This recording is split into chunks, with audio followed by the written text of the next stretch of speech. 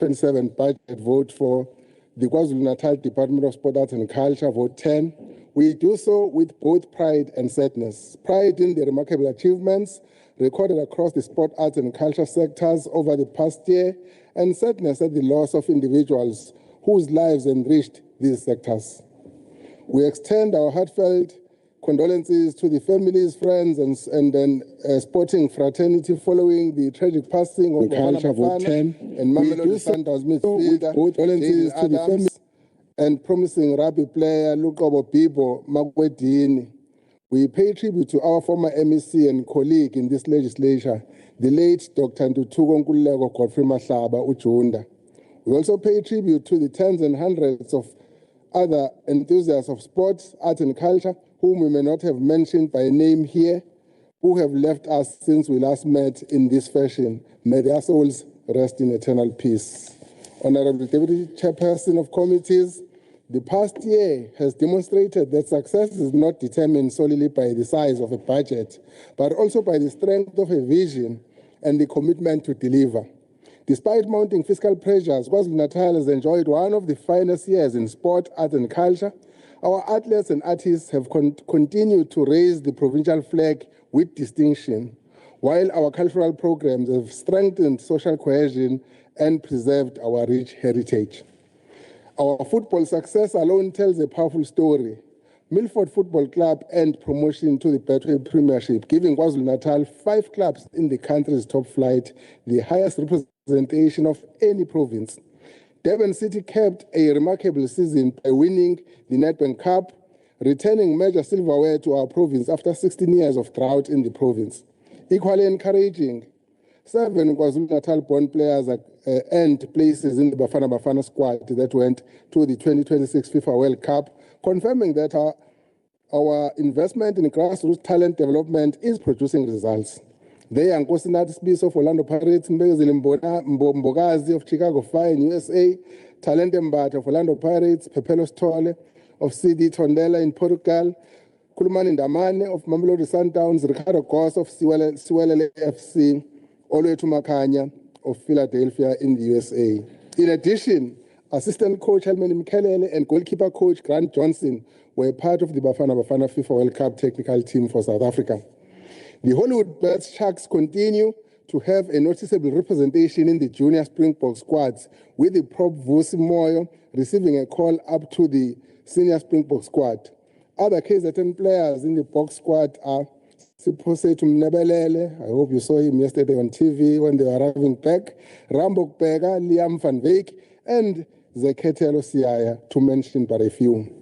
These achievements are no coincidence. They are the outcome of sustained investment in school sport, community development, the cultural and creative industry, and strong partnerships with federations, municipalities, and our stakeholders. While we celebrate these successes, we remain fully aware of the difficult fiscal environment confronting government. Budget reductions continue to test our ability to meet growing demands, yet we will not allow financial constraints to limit our ambition. Instead, they challenge us to innovate, strengthen partnerships, improve efficiency, and ensure that every rand entrusted to this department delivers maximum value. Sport, art, and culture are not optional extras to be funded only in times of abundance. They are powerful drivers of social cohesion, nation building, youth empowerment, economic participation, and hope. It is through tangible and traceable service delivery that this government of provincial unity continues to inspire new hope to the citizens of KwaZulu-Natal. The budget we table today reflects both realism and determination. It acknowledges the financial realities we face while reaffirming our unwavering commitment to unlocking the talent, creativity, and potential of the people of KwaZulu-Natal. Whilst we acknowledge the tough fiscal outlook for our province, which affects all departments, I have encouraged our team led by the head of department, Dr. Sifunda, to work diligently in attracting more private sector participants in our programs. We are encouraged by the positive response that we have seen so far, but more can still be achieved. Over the past weekend, We hosted a very successful Dundee July traditional horse racing event in Endumeni municipality. Through collaboration with private sector partners, the total stake money just fell short of 3 million target, totaling 2.8 million. I'm happy to report that the first time, for the first time in the history of this event, the winner of the main race walked away with a staggering 600,000 rand, with the second spot getting 220,000 rand and 100,000 rand for the third finisher. Congratulations to ZB Mtambo from Mamajuba district and his horse Impendulo, ridden by Joki Hlanganani Mtambo, who crossed the finish line first, in the process defending the title they also won last year in 2025. We thank our sponsor, Amatole Funerals, who increased the sponsorship money of the main race, race 12, to 1 million rand on the spot from the original 700,000 rand. We also thank Hollywood Bets, who contributed 650,000 towards the stake money, Itala Bank, who contributed 300,000 rand sponsorship towards the stake money, and other partners whose combined efforts made the 2026 Dundee July the best. We have seen a growing interest from private sector partners in sponsoring our other events like the KZN Sport Awards, Provincial Choral Music Competition, and other programs. We encourage these collaborations to continue as we need them to make a meaningful impact.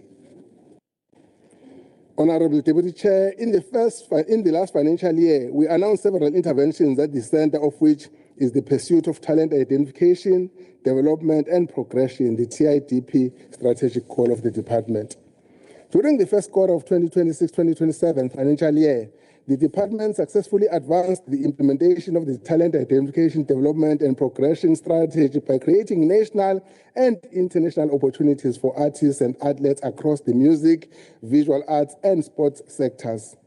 Through Music House KZN, artists such as Ayake, Orchid Music, Zawadi Yamungu, Masuda, and gospel artists Ayanda Ntanzi secured national exposure through the Ekakasini, ETV telenovela, and professional recording opportunities.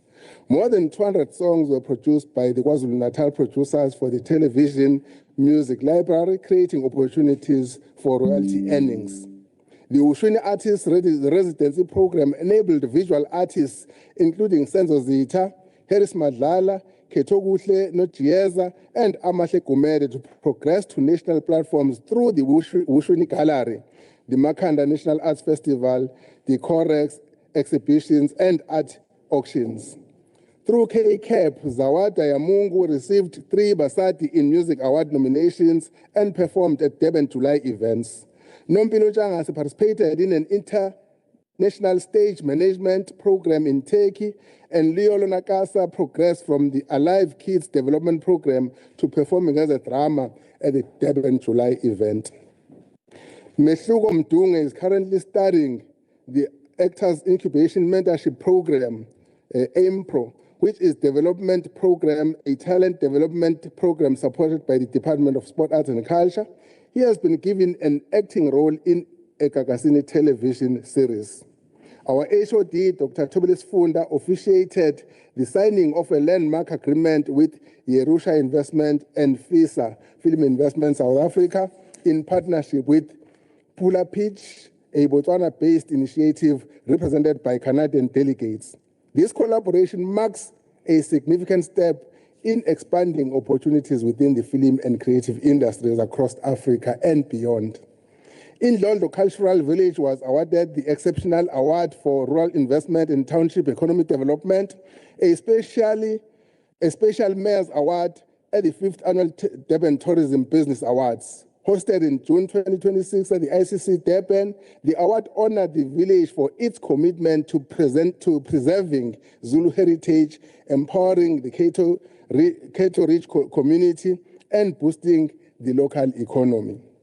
Last year, we introduced the Isugile program, which is a province-wide activation campaign to galvanize communities to participate in sport, arts, and culture activities in all districts.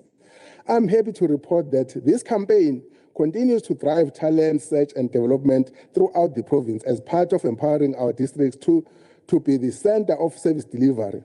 This is what drives the department's talent identification, development, and progression approach. Isugile KZN #. The department remains committed to building a vibrant, inclusive, and sustainable creative and cultural industries sector that contributes meaningfully to economic growth, job creation, social cohesion, and the preservation of the rich cultural heritage of KwaZulu-Natal. During the 2026-27 financial year, the department will implement strategic programs aimed at strengthening the creative economy, expanding opportunities for the artists and cultural practitioners, and positioning the province as a leading destination for arts, culture, and creative excellence, as well as culture and heritage tourism. The key priority for the 2026-27 financial year will be the establishment of the 17 creative and cultural industries sector, cluster domains across all the 11 districts of KwaZulu-Natal, including the eThekwini Metro. This initiative is aligned with the national CCI framework and seeks to create structured platforms through which artists, creative practitioners, industry experts, and stakeholders can collaborate to address sector challenges, identify growth opportunities, and contribute to policy development. The department will also embark on the development of a comprehensive provincial creative and cultural industry strategy to provide a long-term framework for growing the creative economy in KwaZulu-Natal. Recognizing the importance of celebrating excellence within the sector, the department will host the inaugural Provincial Creative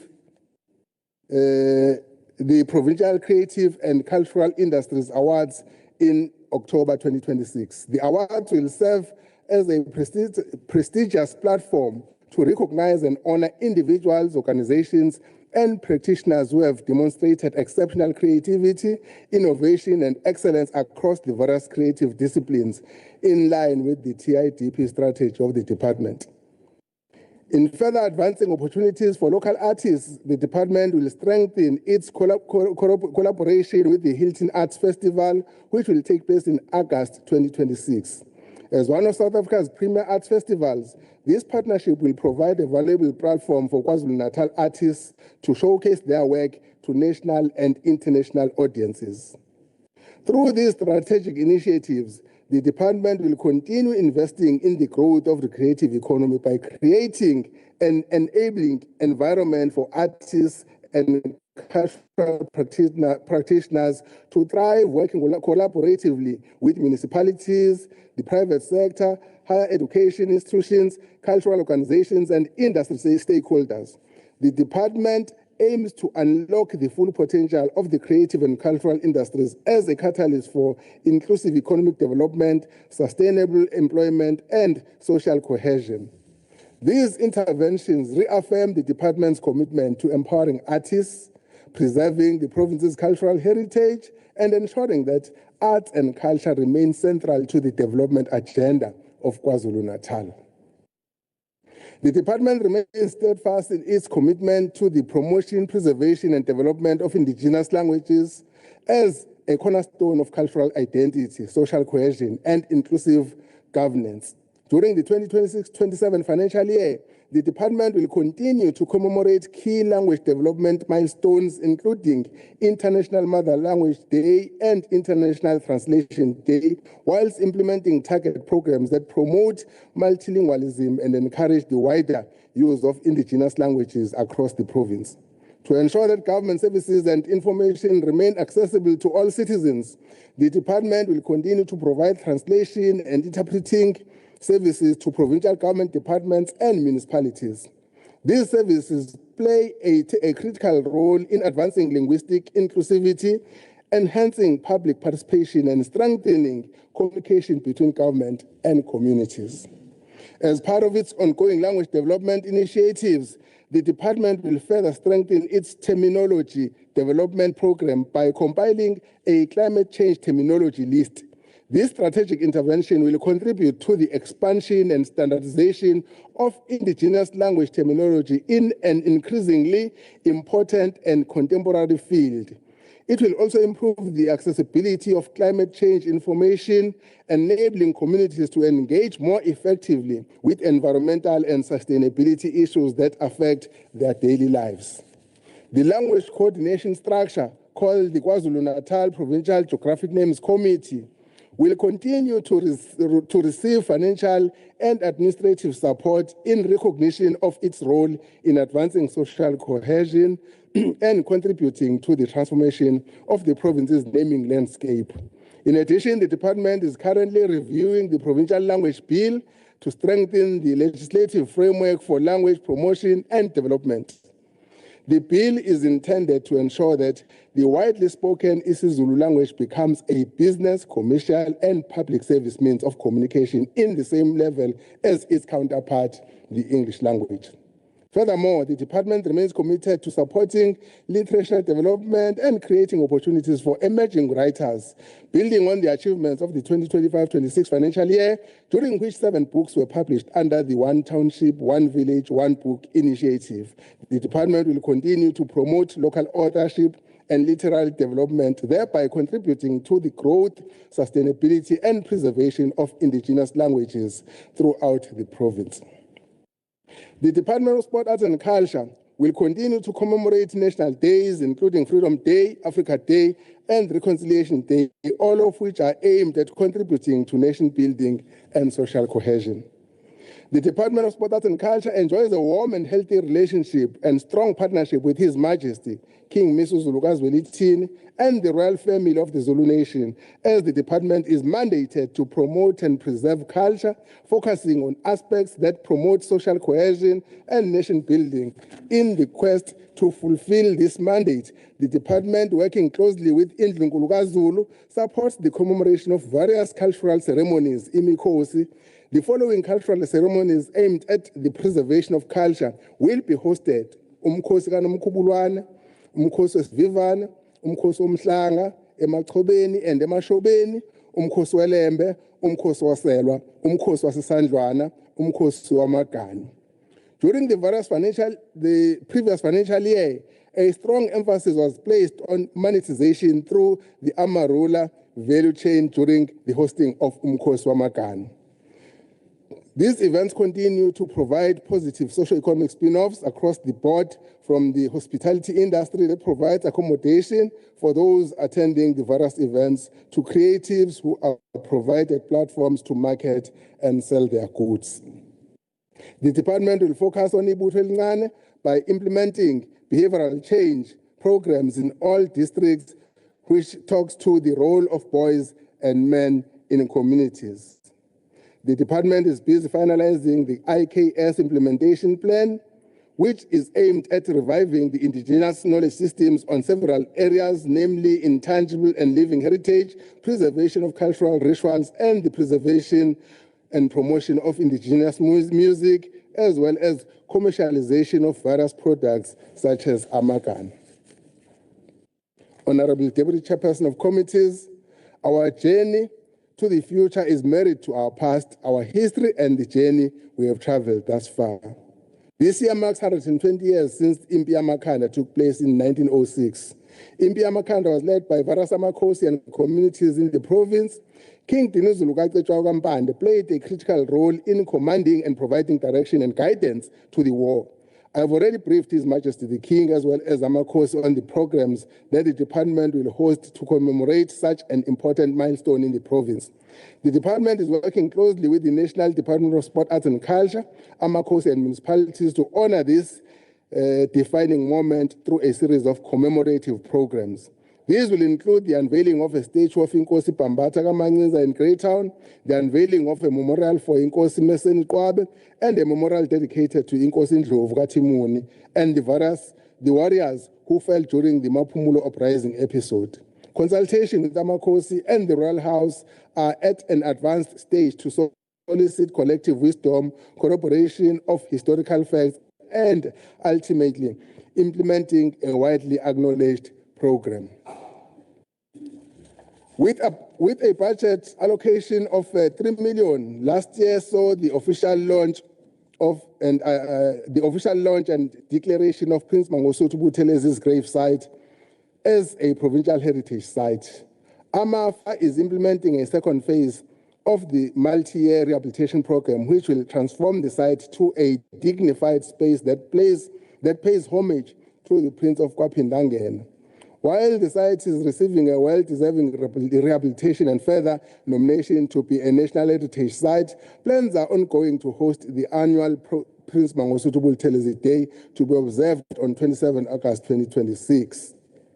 Our national department, our department is continuing with hosting significant days on behalf of the provincial government.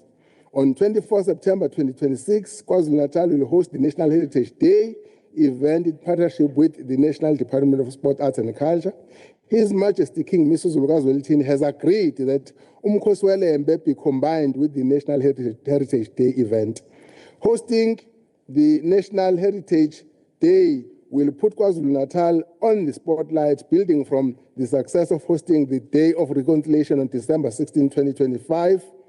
With a minimal budget of 3 million rand, our department will ensure that it is not just an event, but a platform to infuse and enforce social cohesion and nation building. The Zulus remain the only nation in the world to defeat the British Army outside of England in the African continent. And as such, on the 22nd of January, it is not just a historic, but it is a sacred day, not only to the Zulus, but to the people of South Africa and Africa as a whole. The 7th administration continues to be inspired by the vision of working together. It is through this vision that the Department of Economic Development, Tourism and Environmental Affairs has provided a funding of 12 million rand to rehabilitate the key heritage sites within the eMakhosini Valley. With a budget of 6 million rand, AMAFA are implementing phase 1 of this major development, and phase 2, which focuses on the reconstruction of Umkungundlovu, King Tingane's Palace, will be completed in March 2027. Honorable Deputy Chairperson, some strides have already been made in the implementation of numerous projects aimed at shining the spotlight on our rich heritage to the world. In 2024, the Sibutu Cave was declared a UNESCO World Heritage Site. Plans are afoot for the establishment of a temporary interpretation center in Ndwedwe. This is a typical example of a cordial working relationship between government, global bodies, and traditional leadership. AMAFA has submitted 3 additional sites to be added on the tentative list of UNESCO World Heritage Sites, and these are the eMakhosini Valley, the Valley of Kings, where 7 Zulu kings lie, the Bora Caves in Jozini Municipality, the bed of Satyagara, which comprises Pietermaritzburg train station and Phoenix settlement. In September 2026, AMAFA will submit the preliminary assessment for eMakhosini. This is the initiation of the process of writing a full nomination dossier. Museum services will transfer funds totaling 21.5 million to 41 affiliated museums, with 6.3 million for NPIs and municipalities getting 15.2 million. The funding will be forecast to cover salaries and operational expenses as part of the department's commitment to preserve and promote the province's heritage. The department continues to transfer funding to all municipalities for the management and provisioning of libraries. This funding for staffing and operational costs totaling 314 million for 308 libraries in 43 municipalities. The department also funds the provision of internet connectivity to 188 libraries, excluding the Metro, which gets funding for ICT through the transfer. Procurement of library books is on track, with a projection of 30,000 new titles to be procured. There has been an improvement in the provision of e-services. E-books are on tender, whilst e-magazines and e-newspapers are provided throughout the province. The department also provides computers and radio frequency identification gates to protect library materials. There are currently 45 libraries offering services for the blind, providing assistance devices, audiobooks, and specialized computer hardware and software. I'm pleased to report that the Archives and Records Services initiated and implemented the training of Traditional Council Secretaries course successfully in the 2025-26 financial year. The secretaries were trained on approved file plan implementation and proper records management practices. In total, 304 traditional council secretaries were trained. The KwaZulu-Natal Archives and Record Services is making significant progress in modernizing the preservation and accessibility of the province's documentary heritage through its digital archives program. During the last financial year, the department enhanced its digitization capabilities by implementing advanced technologies and strengthening its digital preservation infrastructure. These investments have brought the KwaZulu-Natal Archives closer to launching a public digital access portal for archival records, while laying the foundation for improved access to government information and supporting the province's broader digital transformation.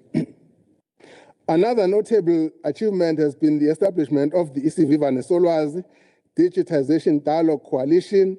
This collaborative forum brings together archives, libraries, museums, universities, and other heritage institutions from across the continent to promote knowledge sharing, common standards, and innovation in digitization and digital preservation.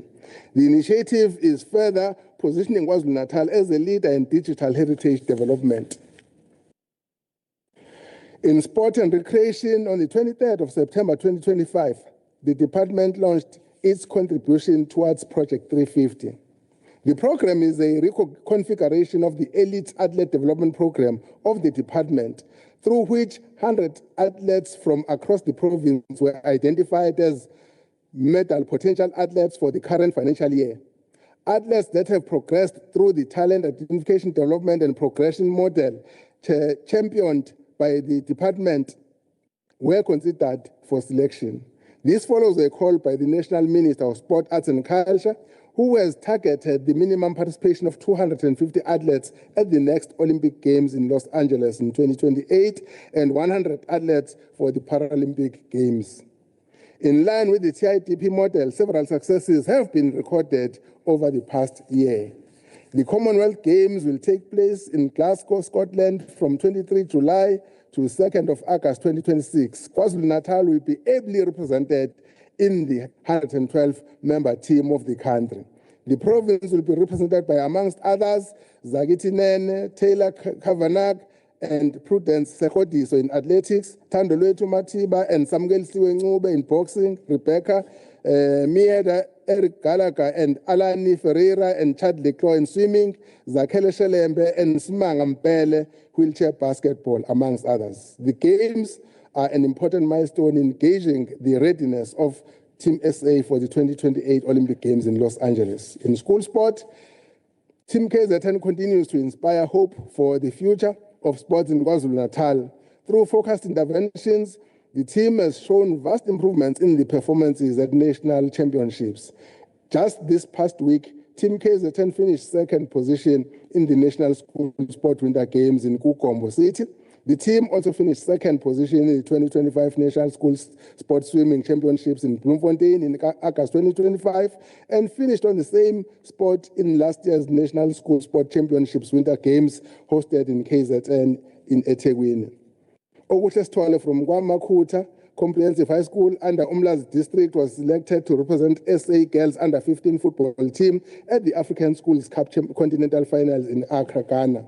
Furthermore, 3 girls that participated in the African Schools Cup Championship were called upon to the national Under-17 Bantwana team. They are Nomfundo Nzuza of Edendale, Okuhle Sithole of KwaMakhuta, and Akonas Mamane of Sivananda Technical High School. 6 players, 3 boys and girls, were selected to be part of the CAF Schools COSAFA Championships that took place in Stellenbosch in Western Cape on the 5th to the 7th of December 2025. The department continues to strengthen its partnership with sport and recreation bodies in the province in the delivery of sport and recreation. Federations and recreation bodies remain the delivery arm of a structured sport and recreation sector. The department is unapologetic about transformation and good corporate governance in the different sporting codes and entities. This is partly reflected in the appropriation of funds, which are monitored on a quarterly basis. The department will dispatch through transfer payments a total of 43.6 million to sport federations and recreation bodies in 2026-27.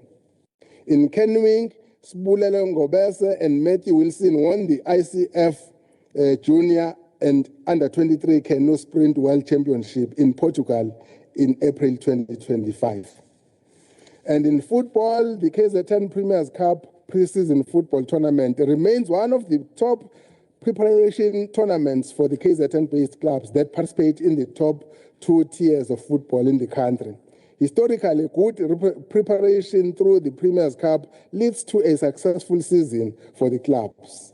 For the second successive year, KwaZulu-Natal has been able to promote a team to the Betway Premiership, bringing to 5 the number of teams that will campaign in the top tier of football in 2026-27 season. Milford was promoted to the Betway Premiership recently following the promotion of Durban City last year. Durban City has had a stellar debut season by securing a top 8 finish in the Betway Premiership and winning the elusive Nedbank Cup in the same season. This is the first bit of silverware won by a KZN team since Golden Arrows last won the MTN 8 in 2009. This victory will also ensure that they represent the province and the country in the CAF Confederations Cup against top opponents from all over the continent at the beginning of the season. Whilst Milford secured promotion to the Betway Premiership, Midland Wanderers consolidated their status in the Motsepe Foundation Championship. After a rocky start, this signifies that KZN football is in a very healthy state, topping the list of clubs representing their provinces in the top league. I hope members are going to stop supporting Kaizer Chiefs, no Orlando Pirates, no Sundowns.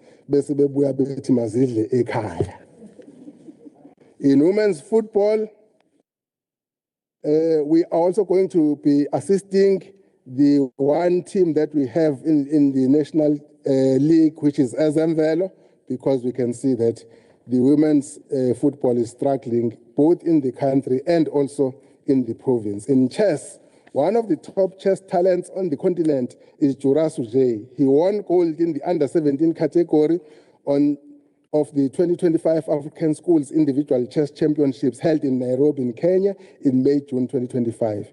He won 9 out of 9 games on his way to achieving this historic feat. Jurasu J is a recipient of the MEC Special Recognition Award at the KZN Sport Awards that were held in April 2026. Ketelo Mlaba won a bronze medal in the Under-8 category at the 17th African Union Chess Championships held in Uganda from the 14th to the 23rd of May 2026. The department also supported her participation in the FIDE World Cadets Cup that took place in Batumi in Georgia from the 15th to the 28th of June 2026. In gymnastics, KZN Rhythmic Gymnastics Junior Group won 2nd silver medals, and South Africa was placed 2nd overall at the 20th African Championships that took place in Pretoria from the 30th of April to the 2nd of May 2026. In cricket, at the 2005 Cricket SA Awards, 2025, SA Awards, Nonkululeko Mlaba won several accolades. She won the coveted International Women's Player of the Year last year and the Women's Player of the Year. Proteas bowler Keshav Maharaj won the International Men's Player of the Year last year, and both of them are from KwaZulu-Natal. KwaZulu-Natal was represented by 4 players in the 2026 ICC Men's T20 World Cup that took place in Sri Lanka and India. The 4 players are Keshav Maharaj, David Miller, Jason Smith, and Anish Nosh. Mlaba was part of the Proteas women's cricket team that reached the semi-finals of the T20 World Cup that took place in England from 12th to June to 5th to 5 July in 2026. Ngobani Mkwena, the 20-year-old Dolphin star, took the cricket world by storm. His form for the Dolphins and the Pearl Royals in the SA20 ensured he debuted for the Proteas again in New Zealand. In rugby, KZN is well represented in rugby, as you may have seen yesterday. The players that were part of the squad, the Under-20 that has just returned to the country, were Phiwa Inkosi, Rambo Kubeka, Siposethu Mnebelele, Liam van Wyk, Wasi Viapuera, and Kutazo Razivaka and Lynn Giloni Zeketelo Siaya was also part of the initial team but suffered an injury before the tournament commenced.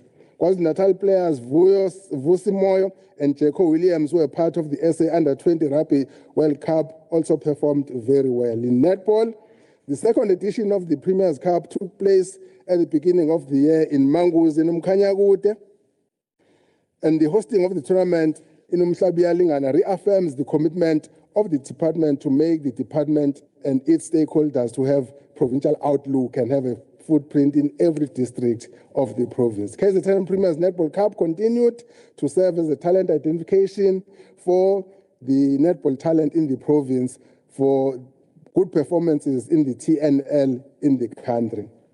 And KZN also hosted TNL at the beginning of this year at Durban University of Technology. In athletics, Zakitinene was a bronze medalist in the 4x4 meter South African relay team at the World Athletics Championship held in Tokyo in Japan from the 13th to the 21st of September 2025. He is also currently part of Project 350. Nene, who is the current KZN Sportsman of the Year, also won the 400-meter Diamond League in Stockholm, Sweden on 7th of June 2026. Tyler Kavanak won the Cape Town series of the Spa Ladies. And as of March 2026, South African KZN sprinter Sarah Reid is ranked world #1 in the under-18 200 meters. And Sarah Reid was also a recipient of the MEC Special Recognition Awards in Durban in April this year. Ladies and gentlemen, so that I keep up with time, if I go to cycling, we can mention there Tunati Ngomalo and Tabiso Zindela came into the KZN cycling development through the clinic system from Mpumalanga Township in Hammersdale, and they are also doing very well. Aphelele Mavundla is another KZN cyclist who is also doing very well. Real Van Heerden represented KwaZulu-Natal at the BMX 2025 SA National Championships held in October 2025 in Kempton Park and is also doing very well. So we have got all those athletes who are taking part in cycling in South Africa. The department supported the team that participated in basketball. South Africa under-16 national trials held in Mangaung in the Free State from the 26th to the 28th of June 2026, and 7 players were selected to form part of the national team to represent South Africa.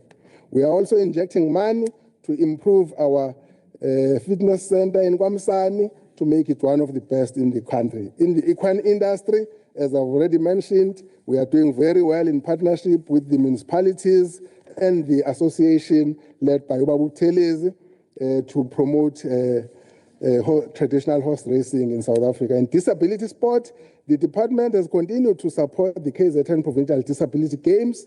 The event was held in eThekwini from the 26th to the 28th of November 2026. All 11 districts participated in these games across the 8 different sporting codes.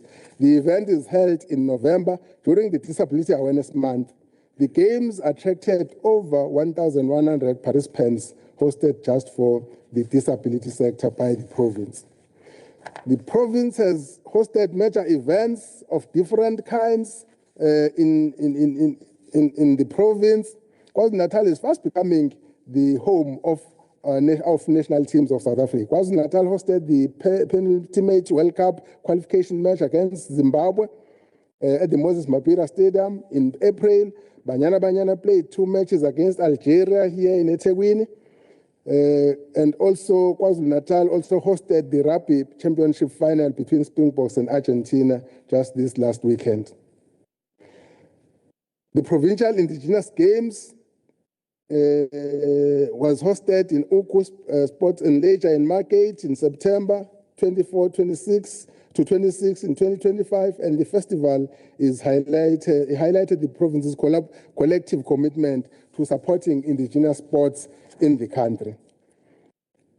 And in sport, art, culture, infrastructure, the department remains steadfast in its commitment to advancing transformation by building a more equitable environment that enables South Africans to access, participate in, and excel in the spheres of sport, arts, and culture. At the heart of this vision lies our infrastructure development program designed to deliver steady progress through achievable targets while responsibly managing the resources entrusted to us. Our foremost priority is to extend infrastructure to rural and township communities, ensuring inclusivity and opportunities for all.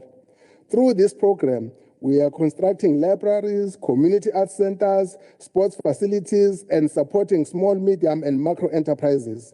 These initiatives are not merely buildings, they are catalysts for education, social and economic development, and community cohesion. In the 2026-27 financial year, the department will complete 3 flagship catalyst projects, and these are Ofabeni Library in Msinga, Kwamtakane Library in Tannhauser, and Winston Churchill Art Center in Pietermaritzburg. Beyond these projects, construction continues on 4 additional libraries across the province. These are the Imbali Meka Library in Msunduzi, Umzumbe Library in Umzumbe, Ngutu Library in Ngutu, and Kwadlangaza Library in Umhlatuze. In the sports sector, the department is also advancing several sports infrastructure projects, including the completion of the Kwaqeza Sports Field in Ulundi. In addition, the upgrade of the Mona Sports Field in Nongoma and the construction of the Sunfade Sports Field in Umzumbe are scheduled for completion in 2027-2028. The department will continue with the development of 3 fitness centers currently under construction in phased approach. These are the Alfred Duma Fitness Center in Othugela, and the Pongola Fitness Center in Zululand, and Umzimkhulu Fitness Center in Herikwala. In partnership with the municipalities, we are collaborating to finish all these projects. An allocation of 154 million has been set aside for infrastructure development and maintenance. Our priority is clear: to establish integrated facilities that holistically serve sport, arts, and culture in programs. In doing so, we enrich community life, foster inclusive growth, and build a future where every citizen can thrive.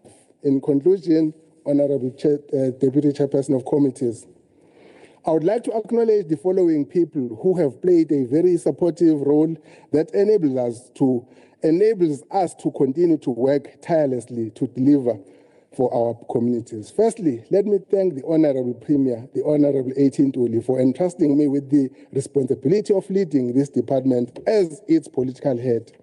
I wish to extend a profound gratitude to the Inkatha Freedom Party, my political home, for the confidence they have had in me. I greatly, profusely express my deep and sincere gratitude to the late Umntwana wakwaPhindangene, Prince Mangosuthu Buthelezi, for politically producing the person that I am. I thank Umntwana's brother, the late Nkosi Kalala Bokaula, and his wife, Undlunkulu Madlala, for doing the same in my being.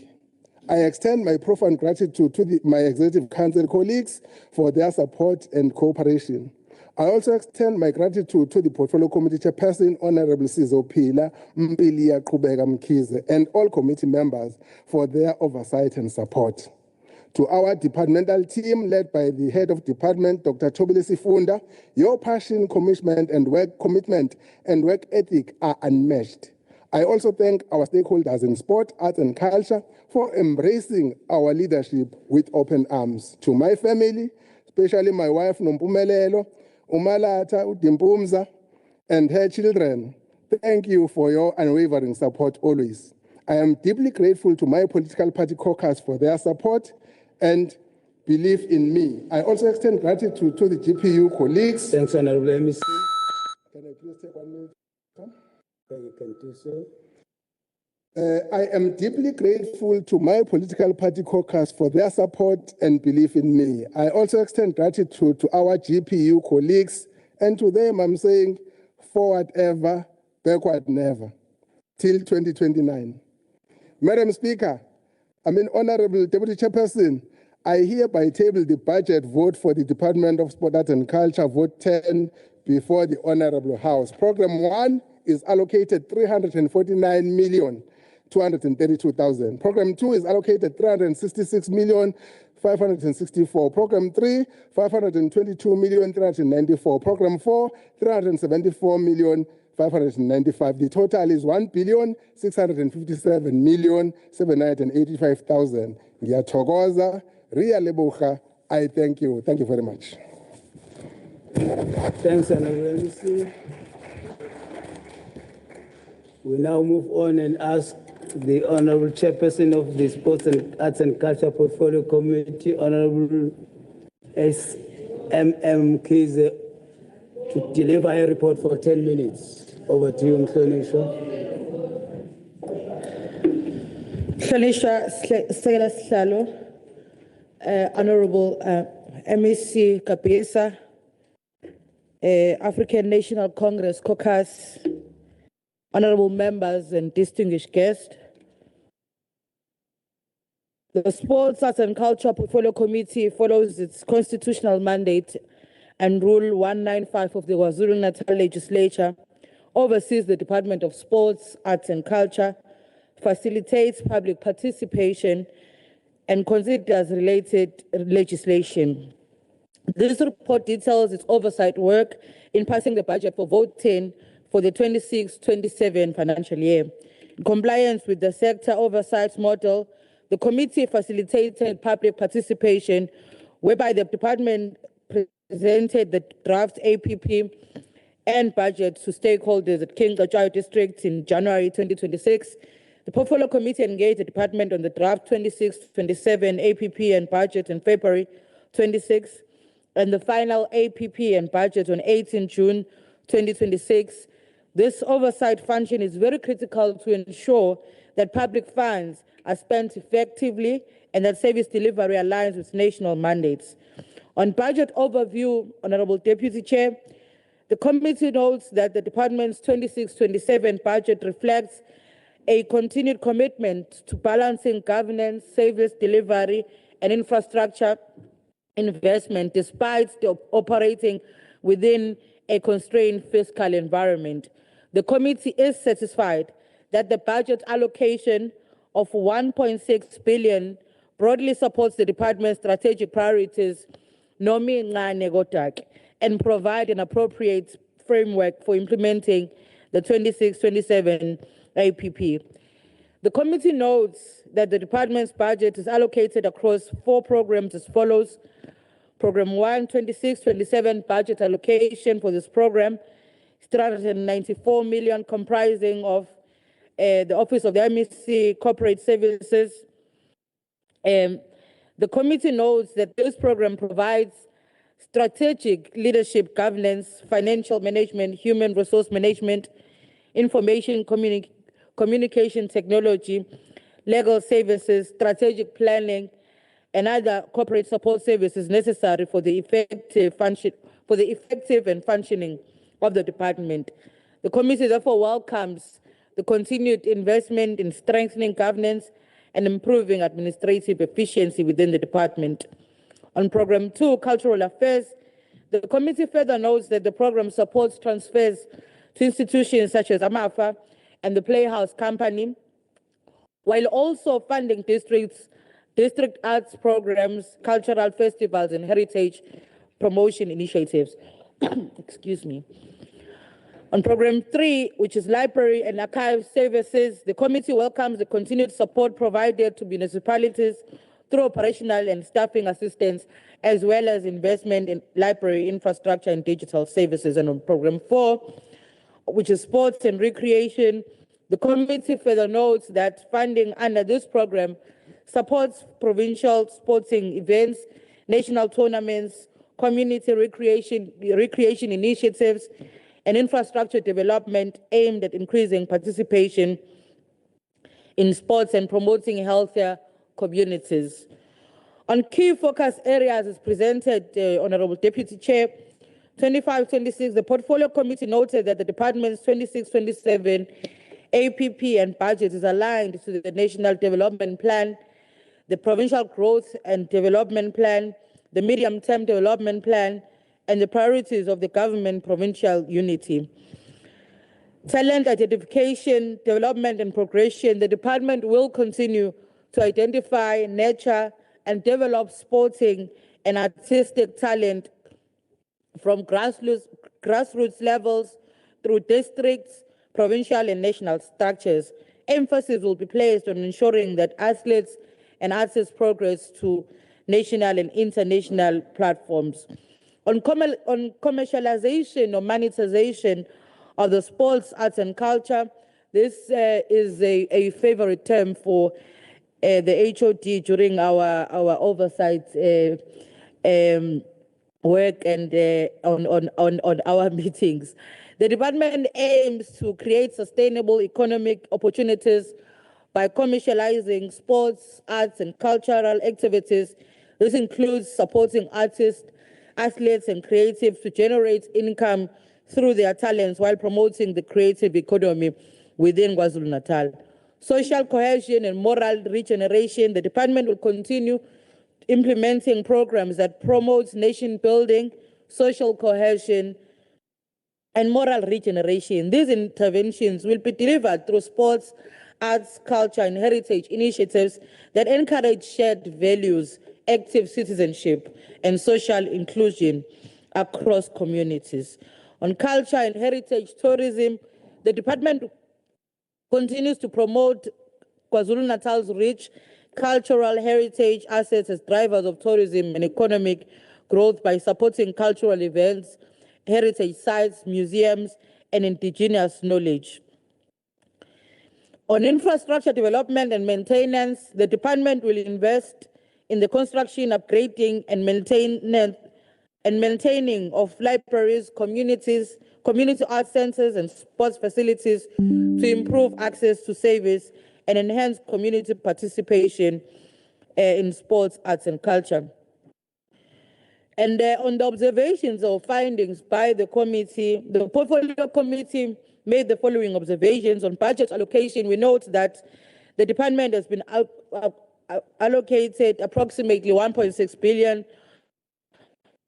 for 26-27 financial year to implement its constitutional mandate. And we do note, Honorable Deputy Chair, that this is a least-funded department with a lot of work in its hands. While the allocation enables the department to continue delivering key programs, the committee notes the fiscal constraints that continue to place pressure on service delivery priorities. Honorable Chair, on arts and culture and heritage, the committee welcomes continued investment in arts, culture, museums, language development, and heritage resource management. It further notes the department's continued transfer to public entities, institutions responsible for promoting arts, heritage, and cultural programs. In order to strengthen service delivery and ensure the successful implementation of the 26-27 annual performance plan, the portfolio committee recommends that the department should prioritize the filling of critical funded vacancies, particularly those that directly impact service delivery, financial management, and program implementation. That the department should continue investing in school sports, youth development, recreation programs, and community-based initiatives that encourage healthy lifestyles, social inclusion, and skills development, especially amongst young people. The portfolio committee will continue to exercise rigorous oversight over the implementation of the department's budget vote, of the department's budget and annual performance plan through quarterly performance reviews, oversight visits, and engagements within the department and its public entities. The portfolio committee set and listened to the budget and annual performance plan, where we individually adopted by committee members as follows. Honorable Mkhize supported, Honorable Mavimbela supported, Honorable Mapisa supported, Honorable Telezi supported, Honorable Kohli supported, Honorable Gokhul supported, Honorable Nkosi supported, Honorable Maklekwana did not support, Honorable Ngobo did not support, Honorable Nene did not support, Honorable Mtetwa did not support. The committee wishes to express its appreciation to Honorable MEC Kaula Kapisa. We appreciate the work that we have done together, the head of department, Dr. Sifunda, senior management, departmental officials, representatives of AMAFA and research institutes, members of the portfolio committee, all of them, those who support and those who don't support. And the legislature support staff for their cooperation and contribution during the consideration of the 26-27 budget vote and annual performance plan. The Portfolio Committee recommends, Deputy Chair, that this House adopts the 26-27 budget vote 10 and the annual performance plan of the Department of Sports, Arts and Culture as presented. I thank you.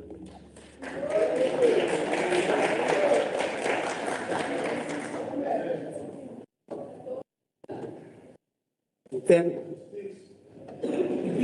thank the Honorable Mkhize. We now move to the debate part of the order paper and ask Honorable E.P. Khoza from the MK Party to come and participate in the debate for 8 minutes. Over to you, Sonis. Honorable Chair, Honorable MEC, Honorable Members,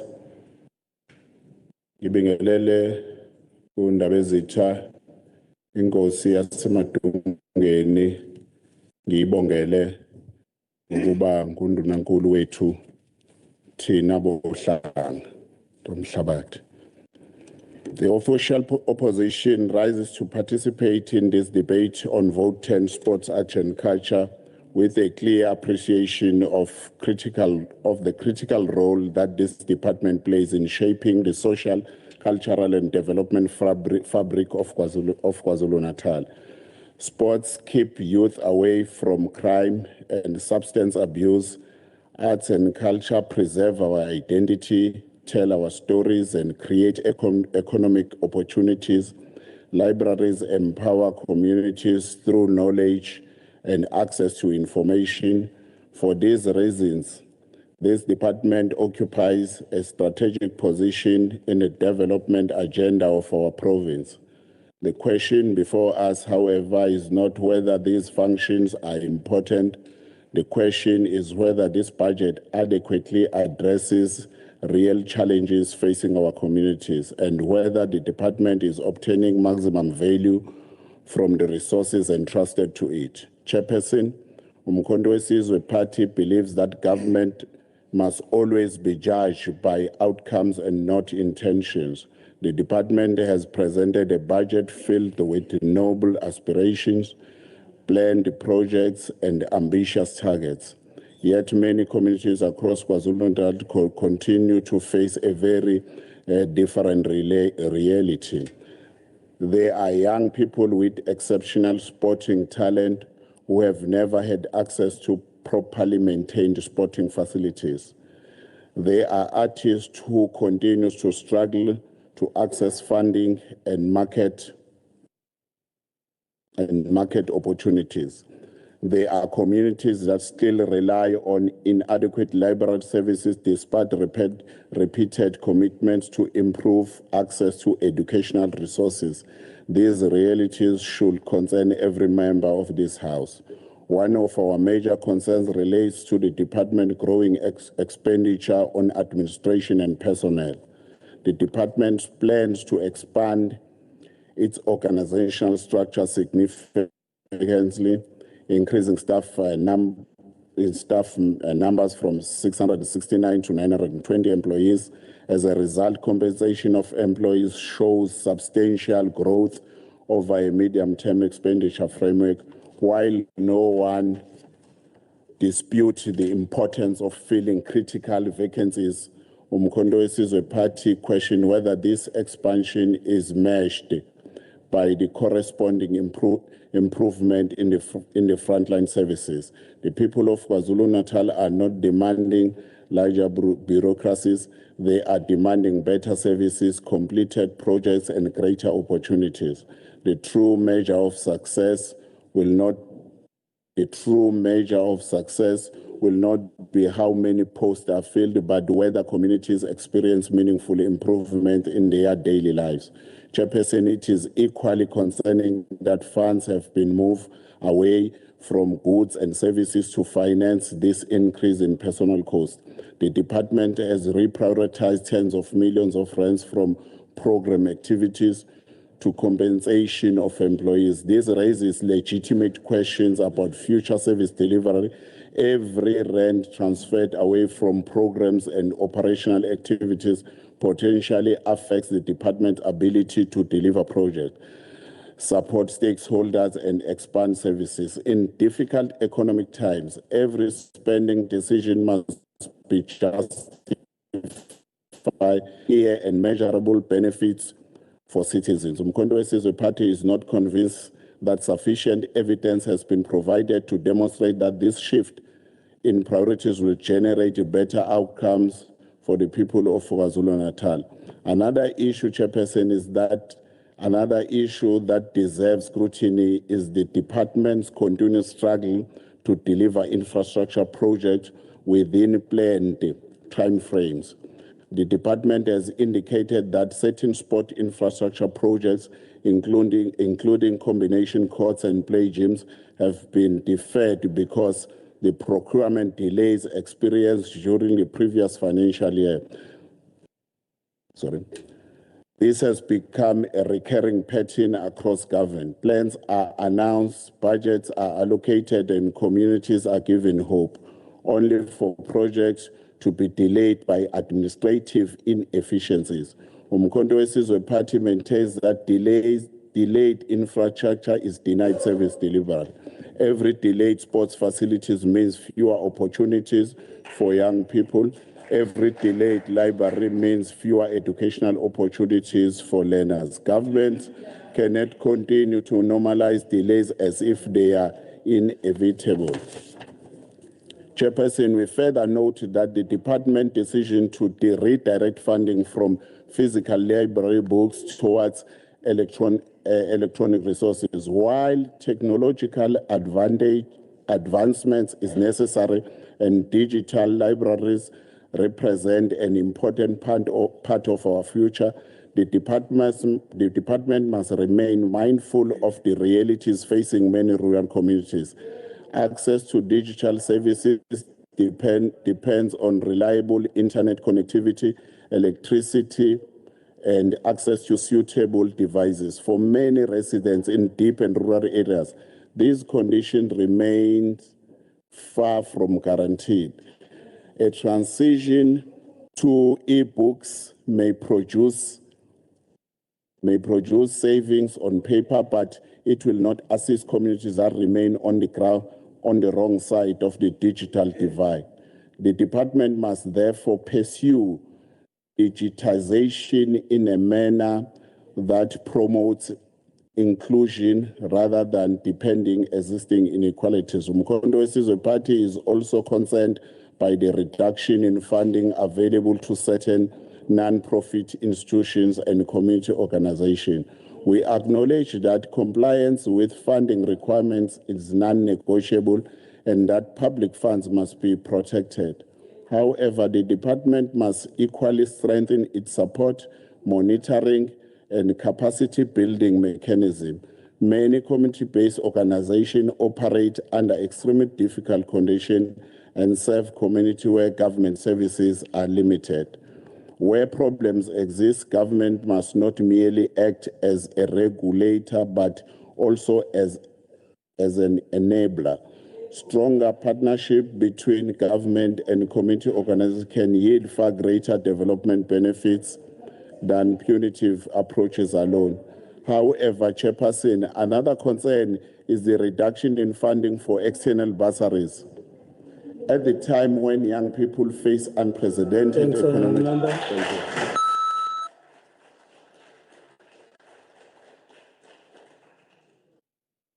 Next honourable member to participate in the debate is Honourable P.N. Msimang on behalf of the IFP for 9 minutes. Over to you, please.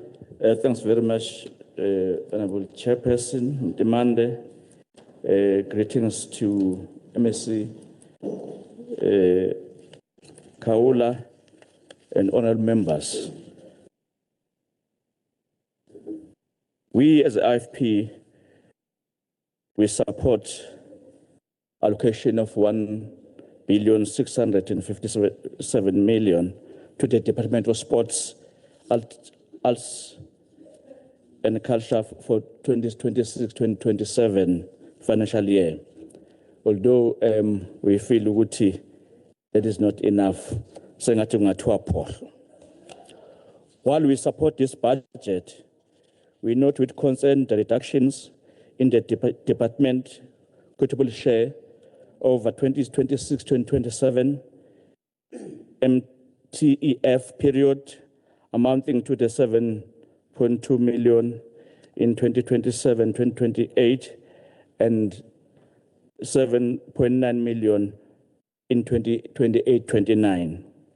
These reductions arising from the update to the provincial equitable share formula and amended CPI project by National Treasurer.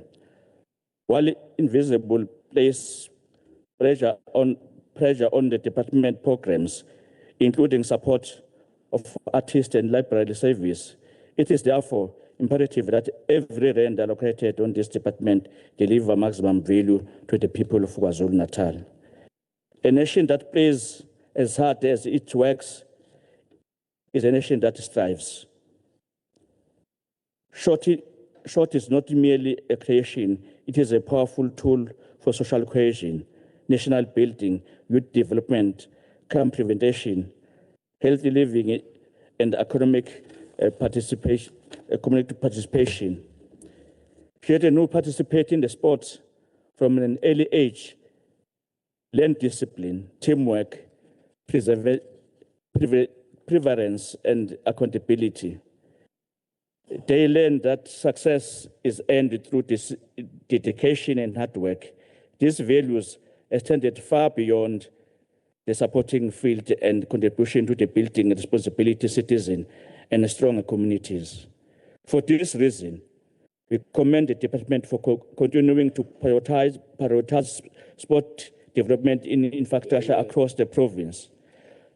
The allocation of 64.4 million in 2026-2027 for the construction of a new sports facility, increasing at 75 million in 2027-2028 and 80 million in 2028-2029 demonstrate a commitment to expand supporting opportunity for our people. We further welcome planned projects such as the upgrade to Lund Stadium, the indoor sport field, and Nongoma Stadium. This investment will bring sporting opportunity close to the community and contribute to the local economic activity. The department also deserves recognition for implementing 55 infrastructure projects across all districts for the province. We noted that Mgungundlovu has the largest number of projects, while Zululand and Namajuba are also receiving significant investment. However, infrastructure development alone is not enough. Facility must be maintained. Too often we witness sports facility being built only for fall into the despair because of poor maintenance and weak oversight. We therefore welcome the allocation of 5 million for maintenance and repairs in 2026-27 and 4 million in each of the following 2 financial years. We call on the MSC to ensure strict monitoring of municipality infrastructure grant. Funds allocated for sport infrastructure must be spent on their intended purpose and not diverted elsewhere. Where municipalities fail to utilize these funds appropriately, deserve action to be taken. Equally, contractors who deliver poor qualities work to fail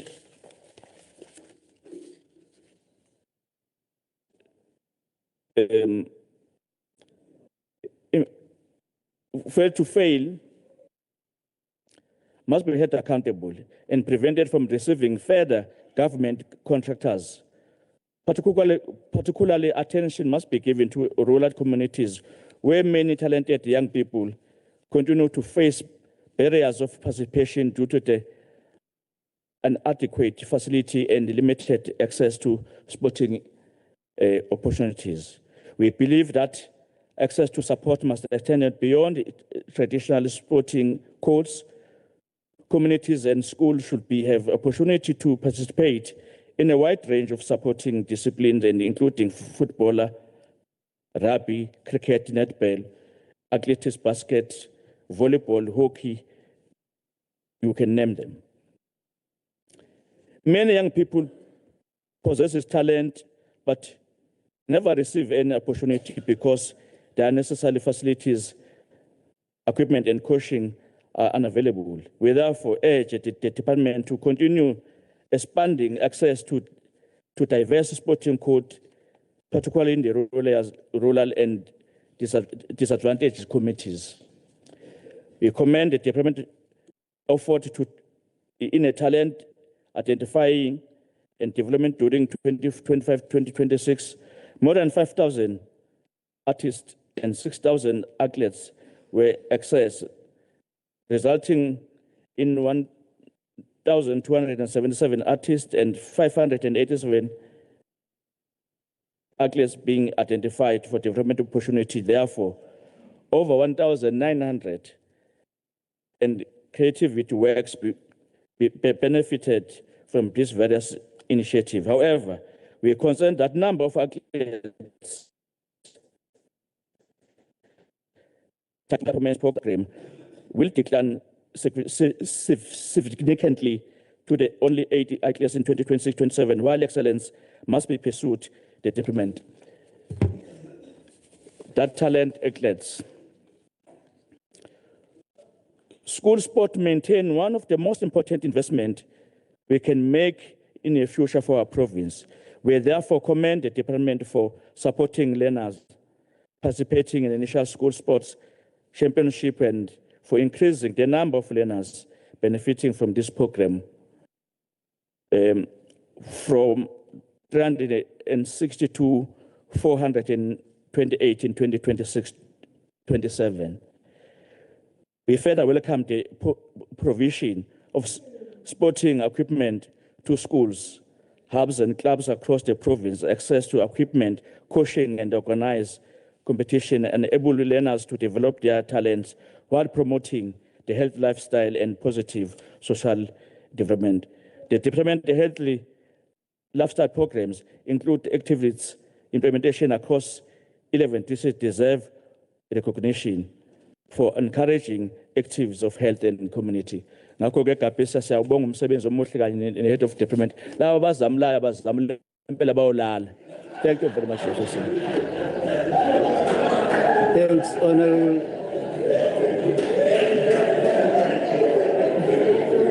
Order. Order. Thanks, Honorable Simangu. Now, order, members. Order. Order. Order. Ngizokubiza ngegama phela. Order. We now ask Honorable S.E. Shomuka to debate on behalf of the ANC for 4 minutes. Over to you. Thank you very much, Chair. Greetings to yourself, MEC Kapisa, Chief Whip, and all honorable members present, HOD, all officials from the department. We rise in support of 2026-2027 budget vote for the Department of Sport, Art and Culture. And we are reminded by the words of the President of the ANC and President of the country, Ubaba Nelson Mandela, open quote, "Sport has the power to change the world. It has the power to inspire. It has the power to unite the people in a way that little else does. It speaks to youth in the language that they understand," close quote. It is in this spirit, Chairperson, that we congratulate Spain for winning the 2026 FIFA World Cup against all odds after defeating Argentina 1-0. Iwile imbuzi isikhathi sokuthi ihlatshwe vele imbuzi manje. Chairperson, Department of Education in the province will categorize the state of education is not confined in the four walls of the classroom. The quality education develops the learner intellectually, socially, and creatively. The art and culture sector is therefore a strategic partner in improving educational outcome and nation building. To ensure that our learners are developed holistically, the Department of Education is advancing Dlala Thursday program, which we have an agreement or we have signed an MOU with Sport, Art and Culture. This is a program that's set aside every Thursday for schools across the province to focus on the school sport and physical education, mass participation in sporting activities, and talent identification, promoting healthy lifestyle and learners' well-being. This program, Chairperson, form part of the demand strategy and to ensure that sports become an integral part of school life and develop provincial athletics. Such programs contribute to improve learner participation, discipline, and school attendance while nurturing future artists, teachers and writers, and cultural practitioners. We also commend the labor unions such as SATU for organizing SATU games and participating in SATO games. And these games are promoting unity, wellness, and teamwork and solidarity among educators. As an African National Congress, we always understood that nation building is not achieved through economic growth alone. A prosperity society must also be united socially and social cohesion and proud its heritage. As it is reason for the ANC has constantly invested in sport, art and culture as a powerful instrument for healing, reconciliation, and national development. So we want to support the budget that is presented to us here. The ANC will also support programs that promote social cohesion, unity and diversity, and celebration of our common humanity. Sports, art and culture are not peripheral activities. They are central to the holistic education and development of our children.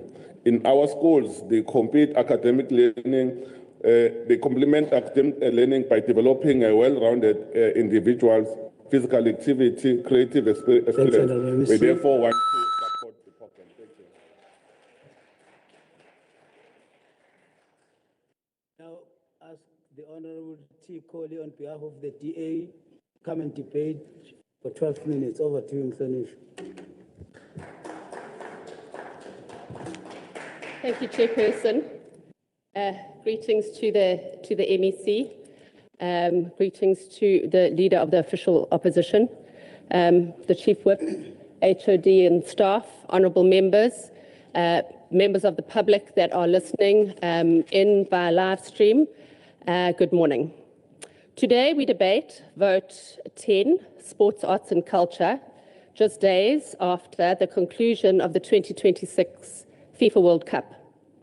We would like to extend our congratulations to our national team, Bafana Bafana, for their historic achievement in reaching the knockout stages of the World Cup. And we look forward to more developments like this in the future. This achievement shows how South Africans unite behind our sporting teams and how sport really unites us as a nation. Sports, arts and culture is often viewed as a less important or secondary department. The Democratic Alliance rejects this thinking entirely. These sectors shape our identity, preserve our heritage, and inspire our young people. They build healthy communities and contribute significantly to our provincial economy. They are investments, not expenses, and should be seen that way. The budget before us reflects a department that has managed to protect many important programs despite continued fiscal pressures. We recognise the difficult financial environment in which this budget has been prepared. National Treasury reductions, low inflation adjustments, and reductions to conditional grant baselines have placed real pressure on the department's ability to deliver. Those realities cannot be ignored.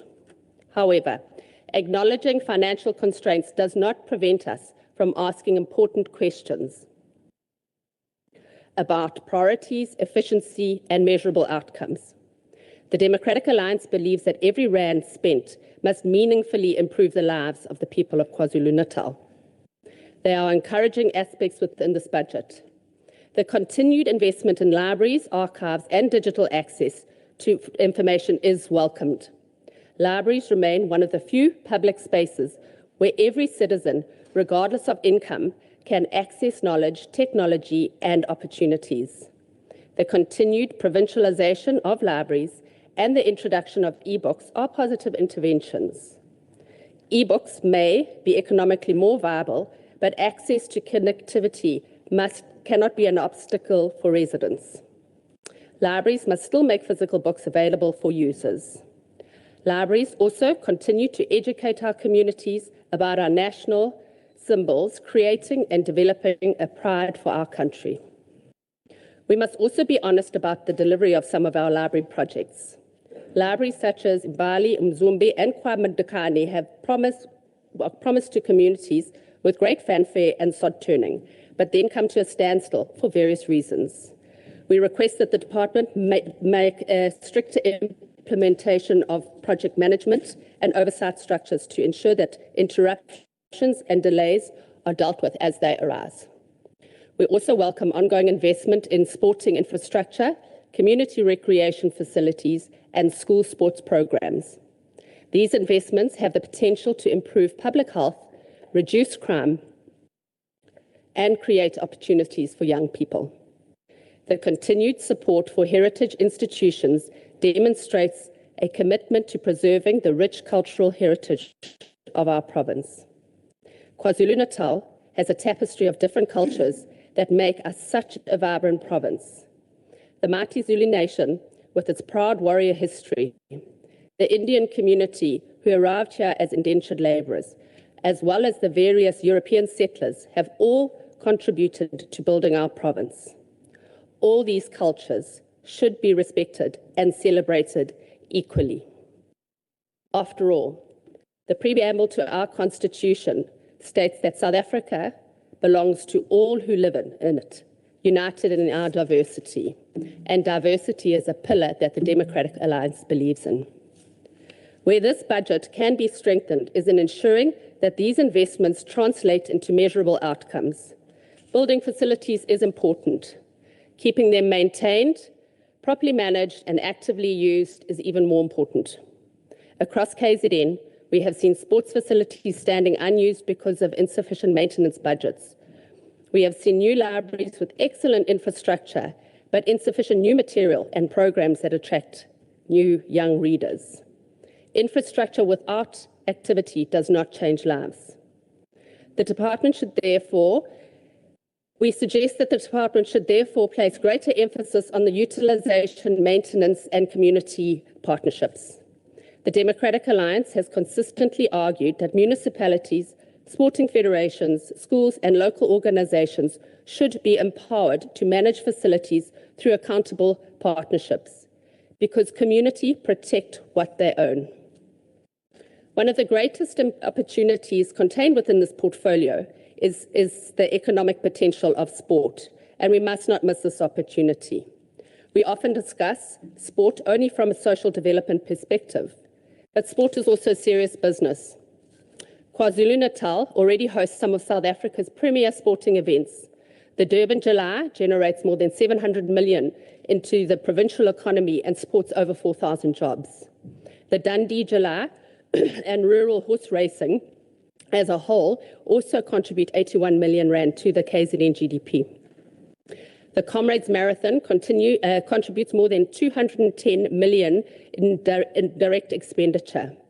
The Duzi Canoe Marathon injects almost 30 million into the economies of Pietermaritzburg and Durban.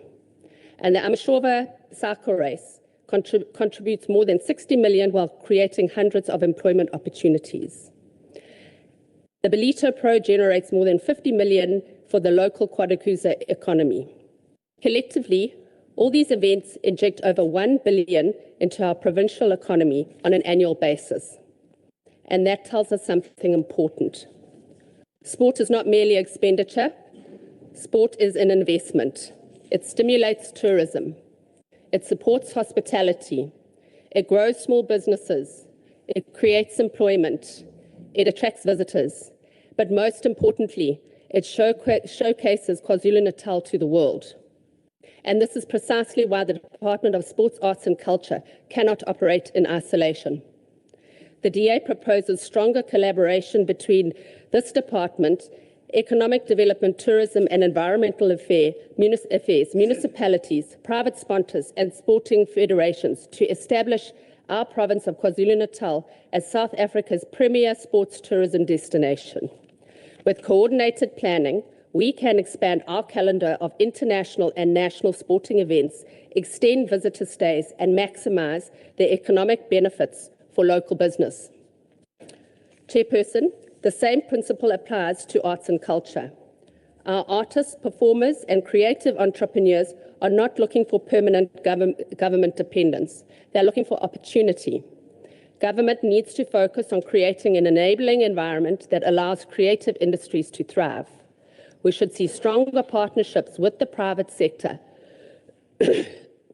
greater support for all of our cultural festivals, better marketing of heritage tourism, and improved access to funding for emerging artists.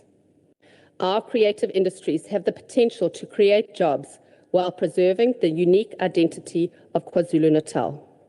Projects like the Churchill Theatre must be completed, handed over, and start offering our creative performers a space to showcase their talent as well as generate an income. The department also plans on filling several critical vacancies and strengthening its organizational capacity. That is encouraging. However, the Democratic Alliance believes that filling posts should never become an object in itself. Every single appointment must be made on merit and improve service delivery to the people of KwaZulu-Natal. The public does not judge successes by the number of organizational charts completed, but rather by whether services improve their lives in their communities. We would also like to see a stronger performance reporting and a focus on outcomes. Communities deserve to know how many children have been introduced to organized sport, how many athletes have progressed into provincial and national teams through the Talent Identification and Advancement Program, how many libraries have increased readership, how many cultural projects have become financially sustainable, how many meaningful jobs have actually been created. Outcomes matter. Chair, the Government of Provincial Unity has shown that constructive engagement delivers better results than political grandstanding. Where departments are willing to engage openly with oversight committees, recommendations are implemented more effectively and public money is better protected. The Democratic Alliance remains committed to constructive oversight. Where government performs well, we will acknowledge it. Where improvements are needed, we will offer practical solutions. Our responsibility is not simply to criticize. Our responsibility is to help build a better KwaZulu-Natal. As I'm closing, Chairperson, this budget provides a platform to achieve the strategic objectives identified by the department. But budgets do not change lives by themselves. Leadership does. And for that, we look at the MEC to continue leading the department. Innovation does. Partnerships do. But more importantly, accountability does. If we focus on measurable outcomes, maintain our infrastructure, unlock sports and heritage tourism, grow the creative economy, and ensure every rand delivers value for money, then this department can make a significant contribution not only to social cohesion, but also to economic growth.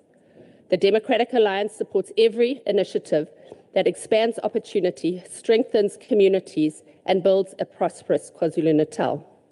Let us ensure sports, arts, and culture become recognized as powerful drivers of economic growth, social cohesion, and hope for every resident of our province. I thank you.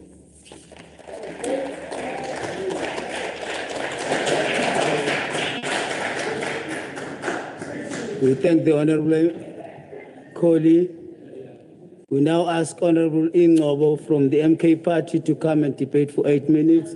Over to you, Mhlonishwa.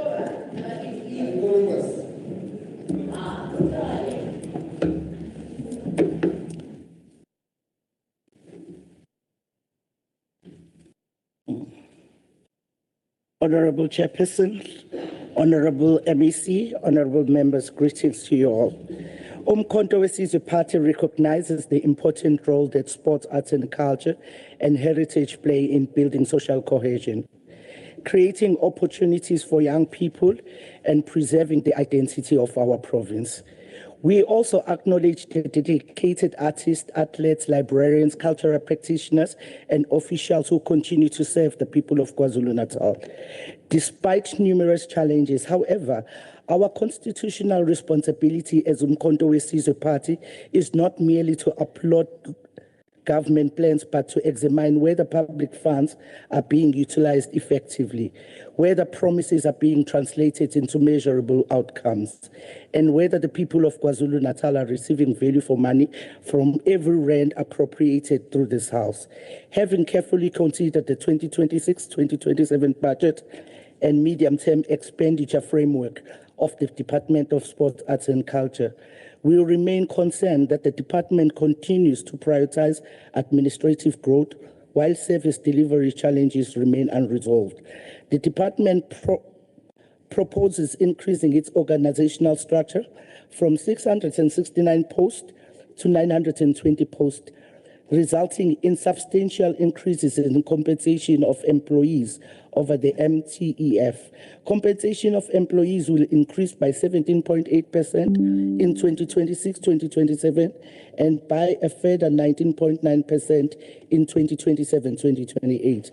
While the filling of critical vacancies is important, Umkhonto weSizwe Party believes that the department must first demonstrate how the significant expansion in personnel will directly improve services to artists, sports federations, libraries, and communities before expecting taxpayers to shoulder the additional burden. Chairperson, one of our greatest concerns is the continued shifting of resources away from programs and services toward administrative cost. More than 84 million in 2026-2027 and over 121 million in 2027-28 have been reprioritized to compensation of employees. These funds were largely sourced from goods and services budget that supports departmental programs, events, and operational activities. The department may argue that additional personnel are necessary, but the people of KwaZulu-Natal are more interested in seeing functional libraries, completed sport facilities, and meaningful cultural development than an expanded bureaucracy. Umkhonto weSizwe Party is also concerned by the reduction in support for non-profit institutions. The department has reduced transfers to certain entities by more than 7 million due to non-compliance with transfer requirements. While accountability and compliance are essential, this situation raises questions about the department's monitoring system. Why are organizations only identified as non-compliant after funding allocation have been made? What support mechanisms were put in place to ensure compliance?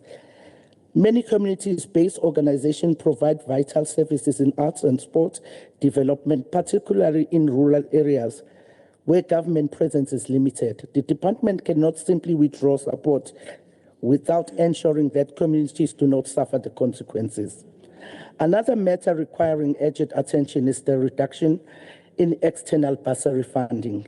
At a time when thousands of young people are excluded from educational opportunities due to financial hardship, the department has reduced allocation for external bursaries and redirected those funds for operational costs.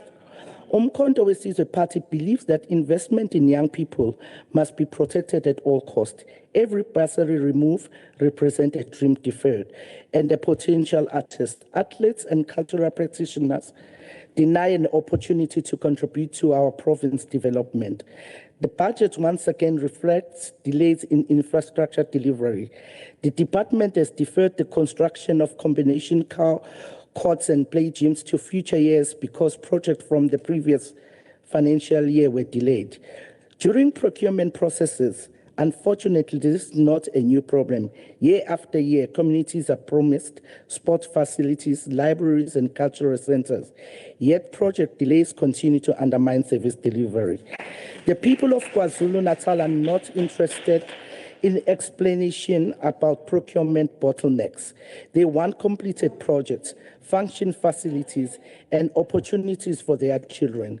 Government must improve project management, strengthen contract oversight, and ensure that infrastructure commitments are delivered on time and within budget. Umkhonto Party further notes the department's decision to shift funding from the procurement of physical library books towards e-books. While we appreciate the potential cost saving and acknowledge the importance of digital transformation, we caution against adopting a one-size-fits-all approach. Many rural communities continue to experience unreliable internet access, inadequate digital infrastructure, and limited access to devices. For these communities, physical books remain indispensable. The department must therefore ensure that the digitization complements rather than replaces traditional library services, especially in underdeveloped areas of our province. We also observe that substantial resources continue to be allocated to departmental events and celebration, including various cultural programs, commemorations, and sporting events. While such events have value in promoting heritage and social cohesion, they cannot take precedence over sustainable development initiatives. Umkhonto Party believes that government must strike a better balance between ceremonial events and long-term investment in sports development. Artist supports programs, youth training, library services, and community infrastructure. Communities can build their future through events alone. They need lasting opportunities and tangible development outcomes. The department's planned investment in libraries, digitalization, heritage preservation, and sport facilities are welcome in principle. Projects such as the construction of libraries in Imutu, Mbali, and Shane, the upgrading of the Esizweni Arts Center, and the development of sport facilities across the province have the potential to make a positive impact. However, Umkhonto Party will continue to judge the government not on plans, announcements, and presentation, but on implementations. Too many projects have remained on paper while communities continue to wait. Honorable Chairperson, the people of KwaZulu-Natal expect a departmental that is focused on results, accountability, and measurable impact. They expect libraries staffed with resources, sports field maintained, and accessible artists supported through sustainable programs, and public funds spent efficiently. They deserve a department that places service delivery ahead of administration, expansion, and portion. In conclusion, Chairperson, we reaffirm Thanks, Honourable Member.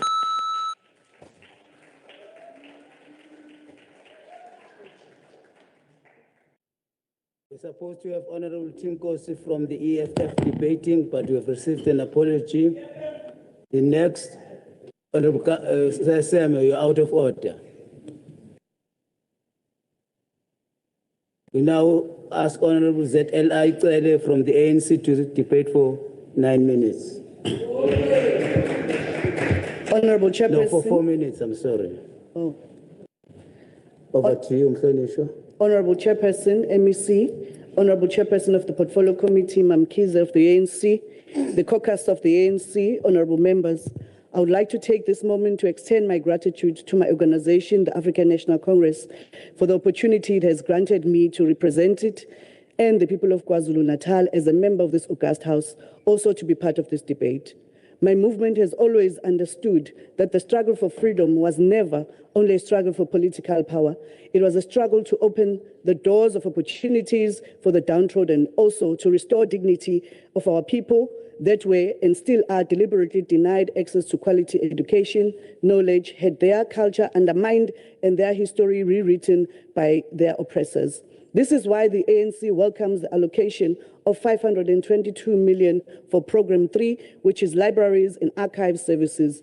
We support this investment because libraries are not just buildings filled with books. They are democratic institutions, also are centers of knowledge, gateway to opportunities, and the bridge to digital economy. A library of the future must provide reliable digital connectivity. It must give an unemployed young person access to opportunity, enable a learner to conduct research, a student to submit an assignment, an entrepreneur access to information and market. The digital revolution is allowed to benefit only those who can afford data, devices, and private connectivity. Then the struggle was in vain. The ANC therefore calls for continual expansion of digital library services, particularly for our rural communities, townships, and historically underserviced areas. We also welcome the continued implementation of the Community Library Services Grant of 207,346,000. However, as discussions continue around the future of conditional grants and their possible incorporation into equitable share, we must be unequivocal that KwaZulu-Natal cannot afford to lose resources intended for frontline libraries. Honorable MEC, our support for this budget does not mean that we abandon our responsibility to hold the department accountable. Even though the ANC does not lead the Department of Arts and Culture, as you know, through our capable chairperson and ANC members of the Portfolio Committee, we carry an important responsibility to support what advances the interests of our people and to exercise fearless oversight where delivery falls short.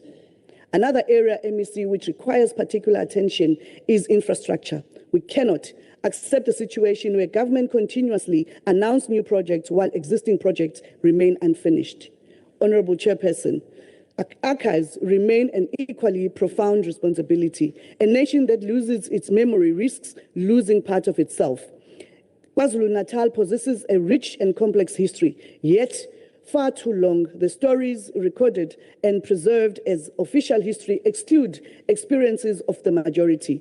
The voices of African communities, women, workers, and those who resisted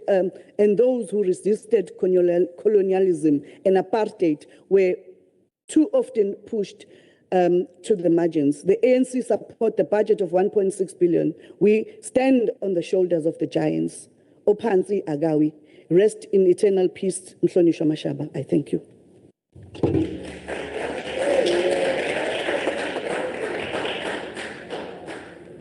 We thank Honorable Tsele. We now ask Honorable T.A. Nene from the MK Party to come and participate in the debate for 10 minutes. Over to you, Mhlonishwa. Oh, thanks.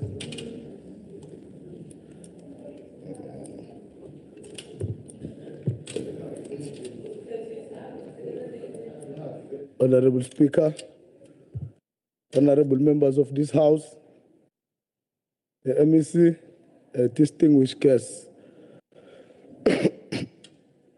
Honorable Speaker, the MK Party wishes to congratulate Spain as the 2026 FIFA World Cup soccer champions. The MK Party also sends condolences to the family and the football fraternity on the passing of Jaden Adams, who was a South African football star and the Mamelodi Sundowns midfielder. And also condolences to the family of Luqobo Makwedini, who was a rising talent in the South African rugby who passed away while in France. The MK Party rises today to reject this budget vote because the people of KwaZulu-Natal can't eat promises. They can't survive on close annual performance plans, and they can't celebrate statistics, and that never translates into improved lives. This House is once again being asked to approve another budget wrapped in beautiful language about governance, social cohesion, infrastructure, and development, yet the lived reality outside this legislature tells a completely different story. The department has been allocated approximately 1.6 billion, and government expects us to believe that this budget will transform sports, arts, and culture across the province. But the real question is simple. Where has previous spending taken our people to? Why do thousands of talented young athletes continue to train on broken fields? Why do community libraries remain under-resourced? Why are many community art centers neglected? And why do our artists continue to struggle to make a living despite years of government promises? Honorable Speaker, sports, arts and culture are not luxuries. They are powerful economic sectors capable of creating jobs, reducing crime, developing young people and preserving our identity as a nation. Yet, despite this enormous potential, successive governments have consistently treated this department as an afterthought. KwaZulu-Natal remains one of the provinces with the highest unemployment rates in South Africa. Youth unemployment remains devastating, with many young people unable to find opportunities. Instead of aggressively investing in community sports, infrastructure, creating industries and cultural tourism that could stimulate local economies, government continues recycling programs that have been produced, limited measurable economic impact. The committee praises the department's focus on commercialization of sports, arts and culture, talent development, and cultural tourism. Those objectives sound attractive on paper, but where are the measurable outcomes? How many sustainable jobs will be created? How many artists will receive permanent market access instead of a once-off grant? How many rural sporting facilities will be completed this financial year? We've been told about Kulusin and the Awelektua Kusengoje, a Ward 1. A sporting facility, it starts at least 2 8 months, 24 months, as far as there's a sporting facilities. Government continues speaking about commercialization while thousands of talented musicians, actors, crafters, and athletes remain unemployed and excluded from the economic participation. I think pendule ma'am. La pe white seat, best name multi-party visit, you track to Madlangain. La pe Ward 2. Ward 2. Through you, Chairperson. I apologize. Thanks very much, Chairperson of the session. Madlangain, you tracked. Ward 2. A white seat, a sporting facility. Ward 2. Since from 2022, award sporting facility so it tells us ukuthi send campaign 5 years, but there's no completion. Honorable Speaker, nearly 394 million has been allocated only to administration. While administration is important, the MK party believes that government has perfected the art of funding offices while communities receive the leftovers. Bureaucracy continues growing while service delivery remains painfully slow. Every rand spent on administration must produce visible improvements on the ground. Unfortunately, too often, government measures success by the number of meetings held, reports produced, and compliance documents submitted instead of measuring how many communities actually benefited. The department further allocates 522 million to library and archive services. Libraries should become centers of learning, digital innovation, and youth empowerment. Yet many libraries in rural KZN still experience inadequate staffing, outdated facilities, poor internet connectivity, and limited learning resources. Government continues announcing digital transformation, while many learners still travel long distances simply to access basic educational materials. This digital divide continues trapping poor communities in cycles of poverty, while urban areas enjoy better opportunities. It's what we call the periphery and the core in the Marxist theory. The periphery and the core. Inkosi Khumalo under Madlangain, Utrecht, Ward 5. Inkosi Khumalo Modular Library, endaweni ebizwa ukuthi kusezimbutho.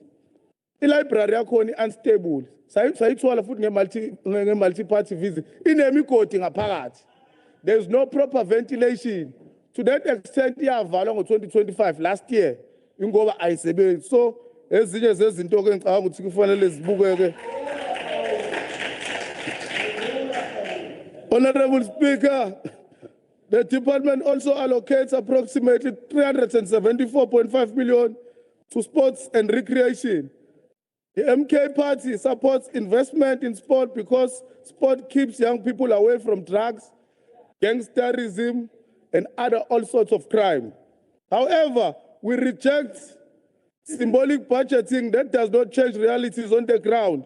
Across KZN, there are football grounds without changing rooms, netball courts with broken surfaces, athletic facilities that can host competitions, and community sports centers that have become abandoned buildings.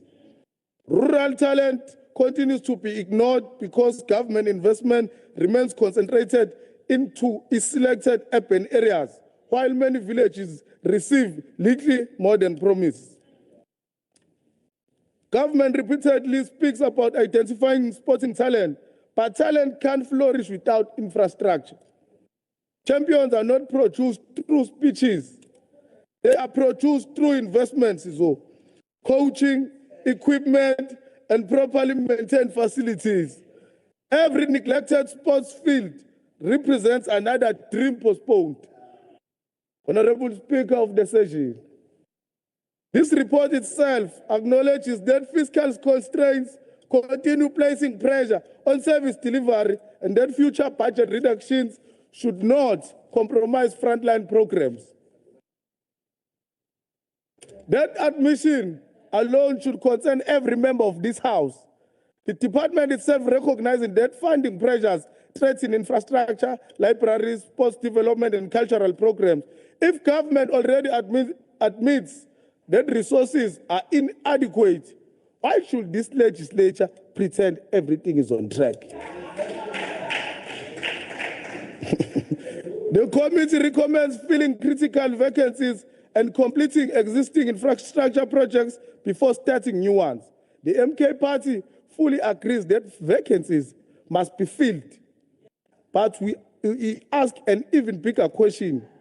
Why have these critical vacancies remained unfilled for so long? Why must communities wait years for facilities that were promised long ago? Why are there delayed projects with increased costs? It also reduces public confidence and robs communities of development opportunities. Oversight means little if recommendations are repeated every financial year without meaningful implementation. Honorable Speaker of the session, the people of KZN deserve a government that measures success by life change, not budget spend. They deserve artists who can build businesses, athletes who can compete internationally.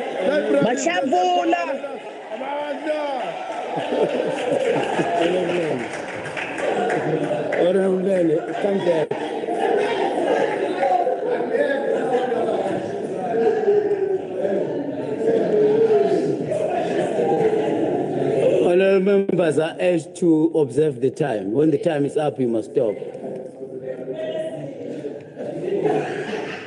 Akuvumi ukuthi uthule, Honourable Sam. Akuvumi ukuthi uthule. Khona ukukuhluphayo. We're supposed to get a debate from Honourable CM Shinga, who has apologized. We now ask Honourable BN Tolemloy to come and debate for 4 minutes on behalf of the ANC. Over to you, Mhlonishwa. Thank you, Honourable Chair Mtimande. Greetings to the honourable members, the MEC.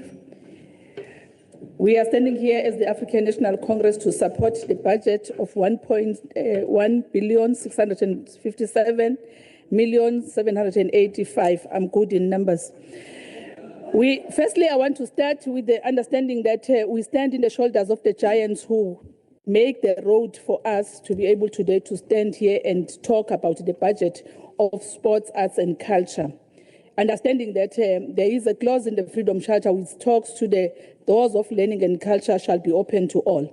That was meant to address addressing the color bar in sports, cultural life and education. I felt I should start with there so that we understand why in 71 years we still talk about the Freedom Charter and the importance and the relevance of the Freedom Charter and the clauses that are there, and why the government must also take its care from the ensuring that the policies are derived from the Freedom Charter. We are here as the African National Congress, to continue doing that so that every one of us seated here understand the role and the responsibility that are entrusted in us.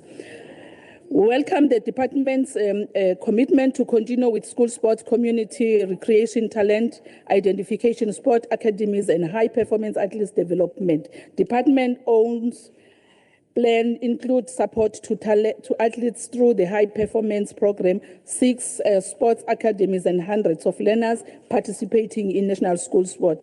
Sikunjalo ke sifisa ukuthi umnyango wezemidlalo kanye nezamasiko nobuciko kanye nomnyango wezemfundo ubambisane eqinisekiseni ukuthi italent emali selivundululiwe liyanektarishwa.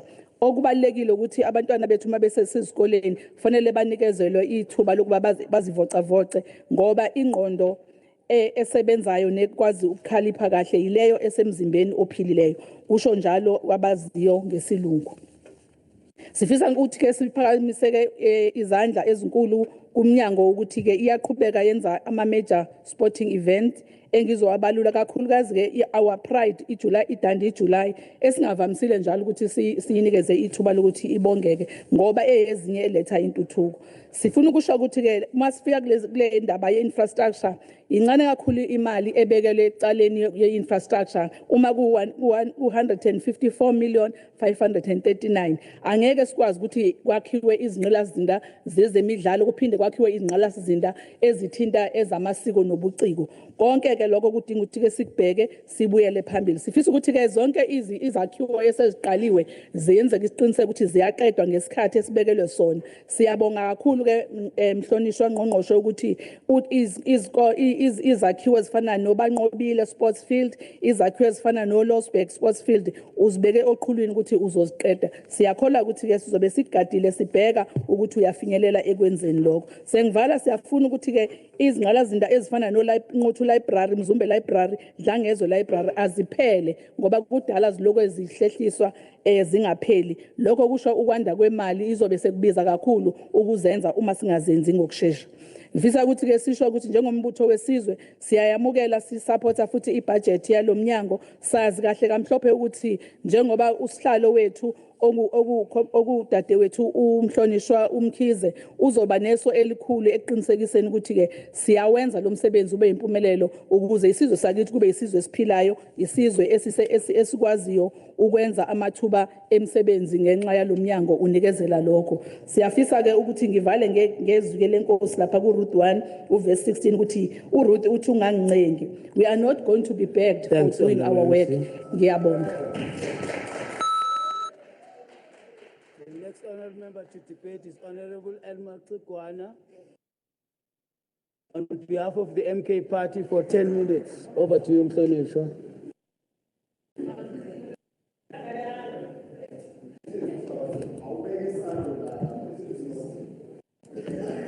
Honorable Kubane, out of order.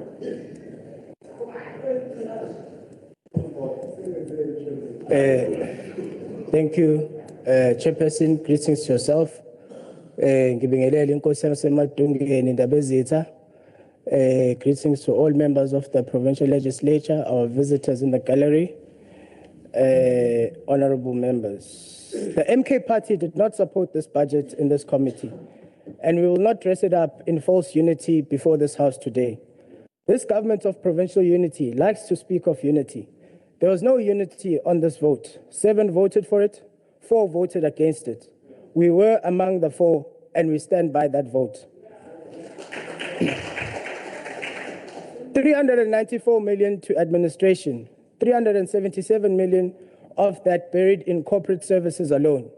Meanwhile, Program 4, Sport Development and Recreation, the program that is supposed to reach each and every township field, every rural school, every young person in this department claims to care about, gets 374.5 million, less than the people pushing paper in Pietermaritzburg.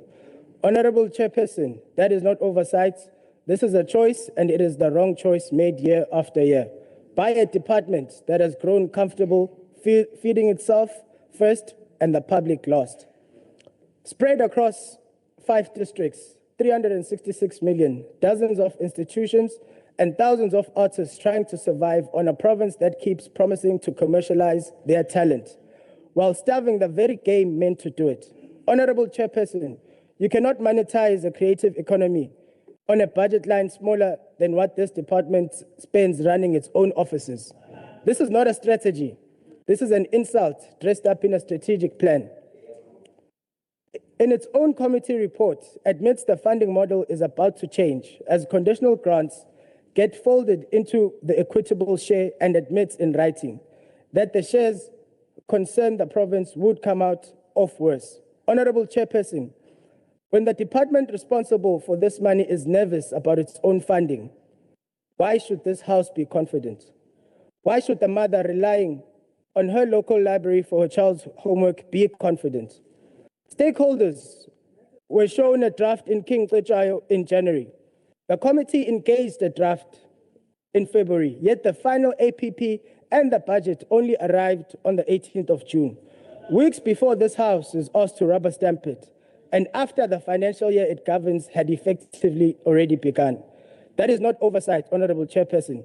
That is a department presenting this legislature with fait accompli and daring us to object. It tells this department to fill critical vacancies it has left empty. It tells this department to finish infrastructure it has left half-built before it dares to start anything new. Honorable Chairperson, when a committee has to instruct a department in its own budget report to simply do its job, finish what you started, staff the post you had already budgeted for, that is not governance. That is a department being babysat by the very same committee meant to hold it accountable. We say, fix your own house last. This is a department that cannot account for 377 million in corporate services. That leaves libraries and sports facilities unfinished. And its answer is to go shopping for real estate.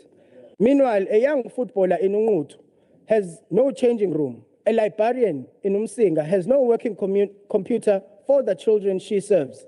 Priorities, Honorable Chairperson. This budget has none worth defending. The department's own report tells us its draft APP was first taken to stakeholders in King Tsechayo, a rural, overwhelmingly black district. That was in January. By the time we arrive in the final budget in June, what has changed for that district? Nothing in this report tells us. Not one rand figure is broken down by district. No one line item tells this House how much of the 374.5 million for sport development actually reaches these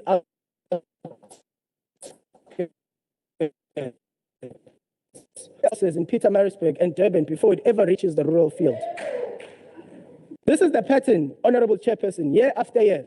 Money for commercialization of the sports, arts, and culture sector gets announced with fanfare, and yet the creative economy gets built in this urban, is accessible to those already near galleries, studios, and broadcast studios, not to the rural artist working with nothing but her own hands and no market to sell into.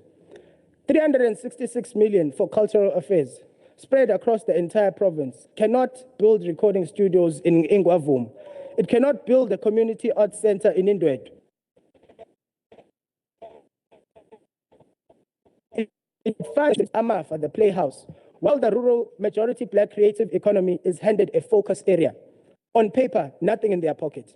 And it is the very same story in sports, a budget that spends more on corporate services than on the entire sport development program, was never going to reach rural areas first. Talent identification, this report tells us, must progress from grassroots level through district, provincial, and the national structures. But grassroots in rural black community means gravel pitch with no changing rooms, no transport budget to get talented child to a provincial trial, no coach paid to stay. Meanwhile, corporate services sitting comfortably in the metros is protected at 377 million without a single committee objection. Honorable Chairperson, that is not talent development, that is talent abandonment, dressed in a language of a strategic plan. Show this House one ring-fenced allocation, one number, there is none. It is a slogan wearing the costume of the program, and this House should stop uploading slogans. This government of provincial unity was sold to the people of this province as a new dawn. Parties who would not agree on anything, suddenly sharing a cabinet table, suddenly sharing a budget. And what has that unity produced? 4 votes in.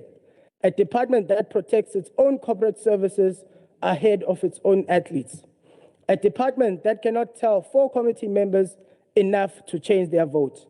A government of provincial unity, Honorable Chairperson, that is united in comfort at the top and divided at consequence at the bottom. This is what unity looks like under this arrangement. Unity in protecting 377 million of corporate services spending, but disunity to a 7-4 split. The moment this House is asked whether the spending actually serves the public, if this GPU cannot achieve unity on something as basic as whether a rural sports field matters more than a corporate office lease, what exactly is it uniting around? Certainly not the child in the rural areas waiting for a coach. Certainly not the artist waiting for the market for her work. Honorable Chairperson, coalition government was supposed to mean sharper oversight, more voices at the table, more scrutiny at every rand. Instead, what we see in this vote is the opposite. A budget rushed through in June for a year that had already begun. An annual performance plan that repeats the same focus areas that this House has had for years without a single new rand item attached to them. And a unity government too comfortable to ask itself and its own department the hard questions we are asking today. The GPU did not deliver unity of purpose for sport, arts, and culture. It delivered a unity of convenience for administrators who benefit from this budget staying exactly how it is. If this is what the provincial unity looks like, protected offices and neglected playing fields, protected leases and neglected libraries, then the people of this province do not need more of this unity. They need a government that unites around them, not around itself. They sent us to ask the department why the department writing itself the biggest check is the same department that cannot fill its posts, cannot finish its building, and cannot tell this House what commercialization and cohesion actually cost. This budget protects the administrators. It does not protect the athletes, the artists, the librarian, or the child in the queue waiting for a library card. The MK party rejected this vote in committee. We reject it again today. We will not be part of a government of provincial unity that only unites in the name while dividing the province's resources against its own people. Honorable Chairperson, I thank you.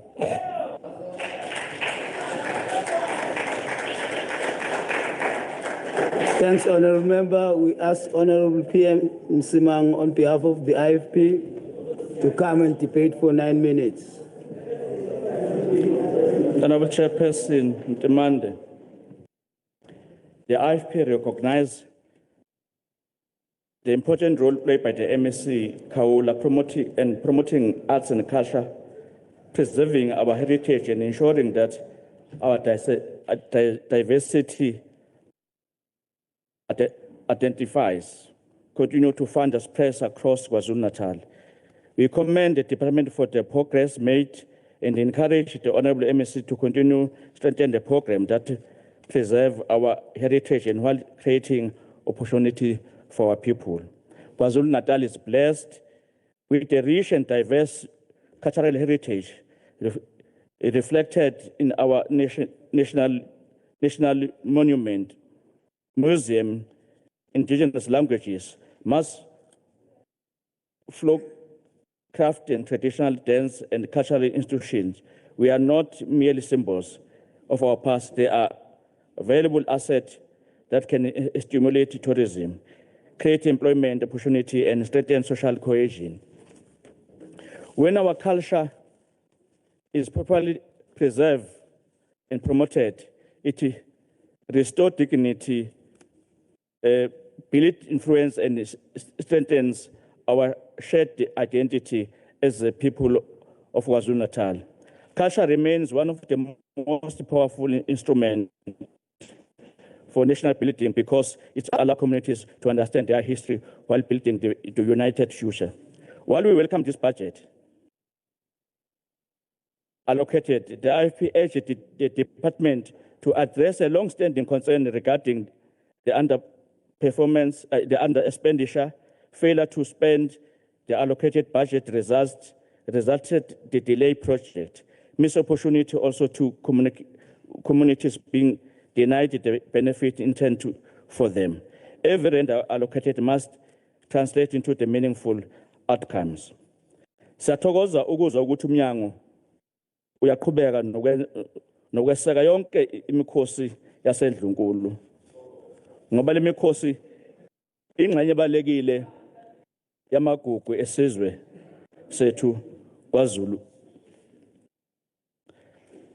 Public libraries among the most important institutions in democratic society. They are center of knowledge, literacy, research, innovation, and lifelong learning. A library is not a simple building contains books. It gateway to the opportunity to provide citizens with information and resources needed to improve their lives. The committee lenyanga edlule isiyakabili lapha kwaMdakane e-library. Ngimangeleke ukuzwa ilumbo ilumbo ukuthi le library ngoba iyovulwa nje kule viki ngoLwesihlanu kuthiwa ayiphelile iyavuza yilumbo aluhlaza amanga lawo. Colleagues, Honorable MEC and the department, qhubekani nenze lo msebenzi emahlweni oniwenzayo. Akuphetuza umnyusi. Ngoba akukho okunye enokuthola. You know, noma bangavetiza benze noza kwethu baqome ngekhanda bamama bheke phezulu.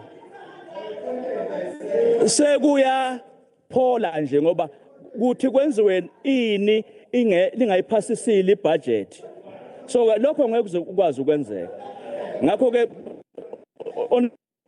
Lukhawula siyayisupporta le budget. Kuyishwa bazalwane ukuthi nithi nifuna ukubona inqubekela phambili. Nikhale ngokuthi awavaliwe ikhale khona.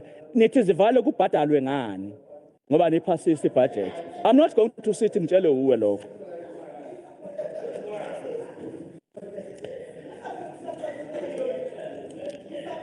At the same time, Honorable Chairperson,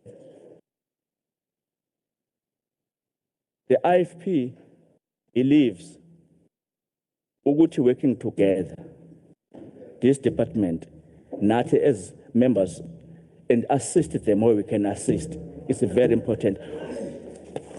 Kodwa ke issue elikhulu ukuthi fa sasiphasile ibudget, vele iphasile ibudget, and Khawula and the department hambani nokwenza imisebenzi okufanele niyenze and sizo support le budget bethanda bengathandi onto abakayikhonjwa sizoqhubeka sisebenze kuzophetuza umnyusi. Ngiyathokoza.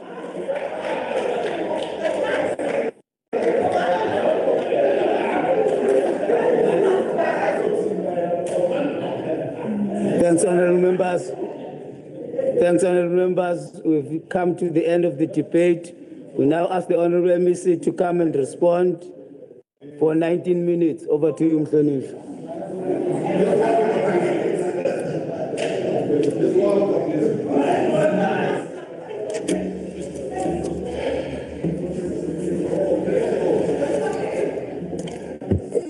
Thank you very much, Honorable Deputy Chair of Chairs.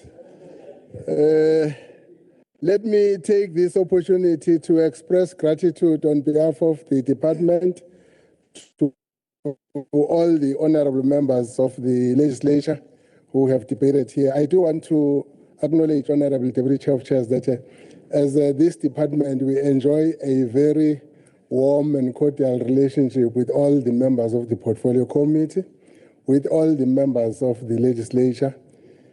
So we really appreciate the input that has been given.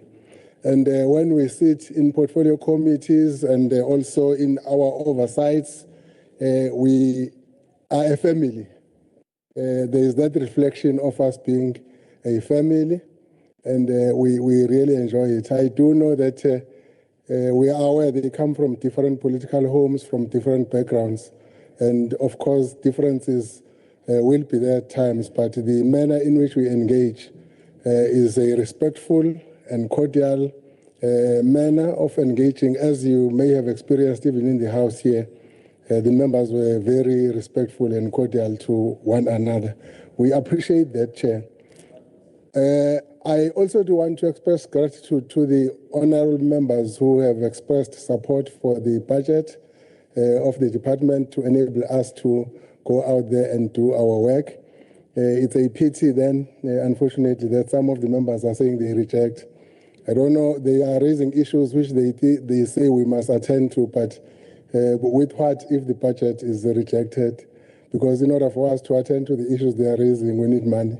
So we have to go out there and do that. Honorable Khoza, thank you very much for your inputs. What I like, Honorable Khoza, is you acknowledging the impact that the mandate of this department is having in the communities, which is very, very important to appreciate. I also do share your concerns of underfunding, which has been shared by the many members of the committee who have debated. We do want to say, like you have said, Honorable Khoza, that the artists are struggling. Of course, that has been the situation, but it's a situation that is improving.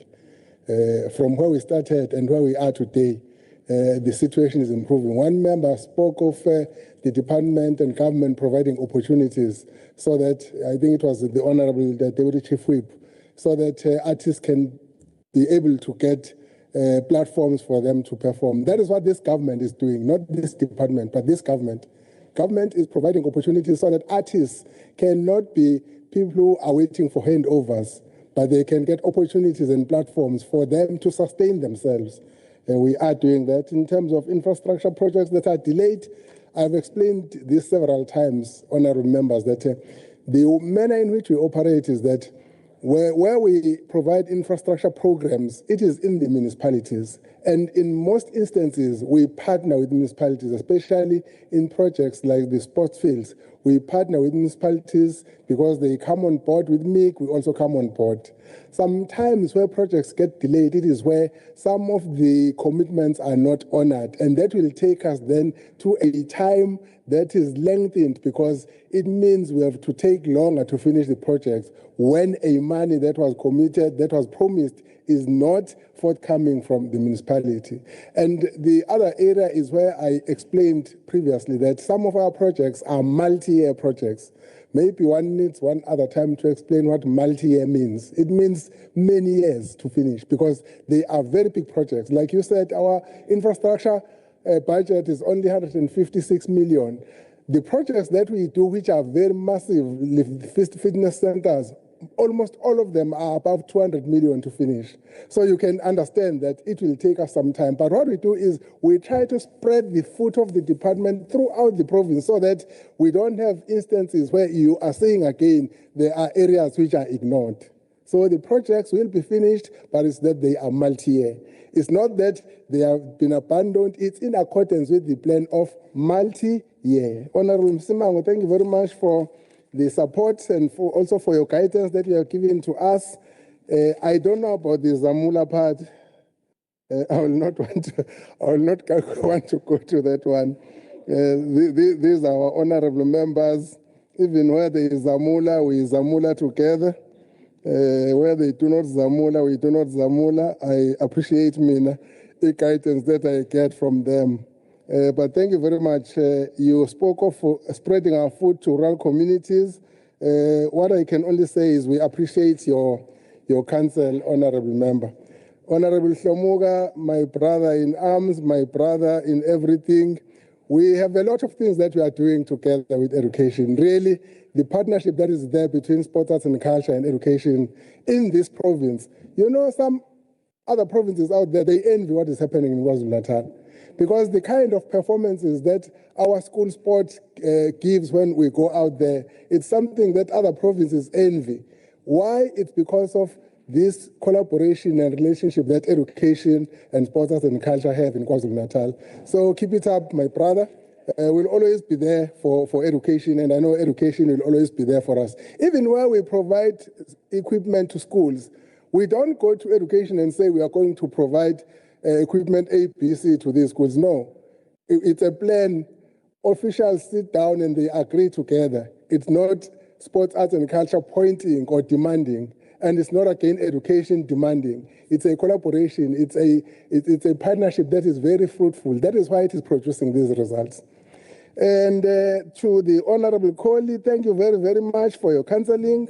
As usual, you did say that there are areas where I got very interested, where you remarked upon the issues of our culture and heritage, that it must all be encompassing. We are moving towards that direction, Honorable Kohli.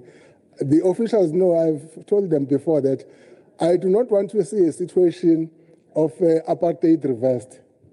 Even in employment, even in the structure of the department, in all respects, even in where we are performing our mandates in terms of culture and heritage and everything. So we would want to get concerned citizens, responsible citizens, engaging us so that we really are a government of all the people of KwaZulu-Natal. We are a department of all the people of KwaZulu-Natal. We do try to reach out. We are going to be partnering with Hilton Arts Festival. Actually, His Majesty the King in August is coming to Hilton, having been invited by some of our stakeholders for that arts festival, which has been happening for years. But this time around, we partnered and they came to us, approached us to say they want the king to be there. It's this kind of coming together so that each understand what the other is doing, which we really appreciate. If members have got more of such suggestions and opinions, we will really welcome them. The Honorable Shlomuga spoke about something else which is very, very important. The games that we support, organized by the unions, organized by SATU, organized by NATO. Yes, we do. Technically, we go there, we assist with everything that we can do, and we are open to all citizens. You see, colleagues, we are not a department of a particular sector of people in the province. We are a department of the people of KwaZulu-Natal. So whoever comes to us and they want support for a program that is having an impact in sport, arts, culture in the province, we will always be there. That's a promise. But it cannot be a political program. It has to be a program of the community of KwaZulu-Natal. The Honorable, in terms of us quantifying the outcomes, Honorable Kohli, and I think that is the area where we need to be producing a report, HOD, so that one-time honorable members must really get this feel of the quantification of the impact of our programs on the ground. Honorable Ngobo, thank you very much for your inputs. I was just concerned by the contradictions, especially between yourself and Honorable Khoza, where the honorable members from the same party, one is saying we need to ensure that we perform, we have staff. And the other one is saying, most of them are saying, but why are you employing people? Why are you filling the vacancies? It's a contradiction. Now, honorable members, this department has been operating on a skeletal staff for the past 4 or 5 years because of the merger that took place around 2019, 2020. From then, this department has not been employing. The AG in the reports that is giving to us is that we need to fill the vacancies. We need to finish the structure and fill the vacancies. Our structure in the province has already been attended to. The Premier has approved it. We are now waiting for national, just one signature from national. Now, we then cannot dare not fill vacancies when that time comes. It has to happen because our officials are overstretched. We have not been employing for the past 4 or 5 years. We have been asking people to perform beyond expectation. People are leaving the department because they have reached the age where they have got to retire. People get transfers to other departments because of promotion and so on and so forth. And it has been like that for the past 4 or 5 years. Now people are coming here saying, don't fill the vacancies. Why? You are expecting us to perform, yet we must not employ people. And the other thing coupled with that, Honorable Deputy Chairperson, is that our structure, our employees that the people are complaining about, they are within the limit, the acceptable norm that is there at Treasury, at the AG. We are within. We are not beyond. In other words, honorable members, through you, Honorable Chair, Honorable Matlekwan, we do not have a situation where more money goes to salaries. No, it's not like that. We are within. And as a result, where there are vacancies that have to be filled, then we will have to fill them because we, as I'm saying, we have not been filling vacancies for the past 4 or 5 years. Honorable Tele, thank you very much and welcome back, my friend. Welcome to the legislature. I hope we have a warm relationship with you in this department. Thank you for the inputs, the guidance. I know you are one of the matured, experienced members. We really welcome the counsel that you have given to us. You spoke of effective oversight, you spoke of infrastructure, you spoke of archives. One other contradiction again I'm reminded of is that the honorable members from the opposition are saying, don't digitize. And the others are saying, you must digitize. Now, you end up not knowing who is who in this who. Whether to listen to those who are saying, no, don't digitize. There are those who are saying, no, you must digitize with the times. Colleagues, maybe go back home and polish your things so that the left will know what the right is saying and the right knows what the left is saying. Of course, we'll move with the times, Honorable Chairperson, and the Honorable Senator did not participate in this debate, Chair. We'll move with the times. The times today are, of course, moving to the AI. And as people of KwaZulu-Natal, as people of South Africa, and as this government, as this department, we have to move with those times. But of course, it is true, we'll always maintain that balance. The books will always be important. Nothing is going to take the place of the books. But there must be a balance between what is happening these days and what used to happen in the past. Digitization does not mean that we are going to throw away books. No. There will always be that balance. Honorable Nene, thank you very much, my friend, Honorable Nene, wherever you are. Unfortunately, you do not sit in this portfolio, Honorable Nene.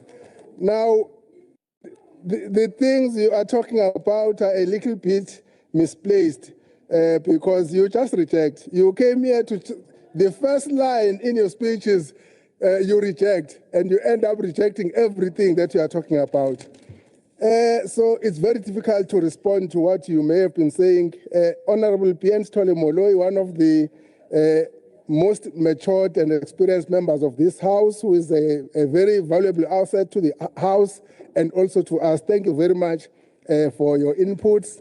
The Honorable Matlekwana, well, my honorable young brother there, you see, Chairperson, the Honorable Matlekwana speaks very good but misplaced English. Maybe the one thing I can say to him through you, Chair, is don't prepare before I speak. Maybe listen to me first and then give us the notes, because all the things you are saying are not happening. It's what was there in the report that we have given to the House. The artists that you are talking about are very happy. In fact, had we had, can I be protected, Chair? Can I be protected, Chair, from Honorable Sam? Honorable Sam, yes. Stand up. This is the last time I call you to order. Take your seat. Chairperson, like I said, there is an improvement from all sectors of this department. The artists that the Honorable Matlekwana is talking about, we have got a very good plan and cooperation with them. Right now, we have got a program where we have asked them to get into the art centers and perform live, and they are very happy with that program. The sports sector that you are talking about, every sector that is sport, that is federation in this province, there is an improvement, a visible improvement. You talk rugby, KwaZulu-Natal is there in all nationals in the national squad. You talk soccer, KwaZulu-Natal is there. You talk cricket, we are scoring awards as the player of the year females, the player of the year males. You talk school sport, now there's improvement in every sector where we participate as this department. Now, unfortunately, when I was speaking, giving this report, the Honorable Matlekwana Chair was not listening because the speech was prepared 2 or 3 days ago. So next time, my friend, listen to me and then come and engage me on the things that we have reported as this department. And you talk about the disunit of the GPU with the MK. Of course, the GPU does not have unit with the MK. The GPU has got unity with itself because we are like-minded parties. The disunity is between the government and the opposition. Well, that disunity will always be there because yours is to oppose. But there is one area, Honorable Chairperson, where I think we need to make correction, where the Honorable Matlekwana is talking about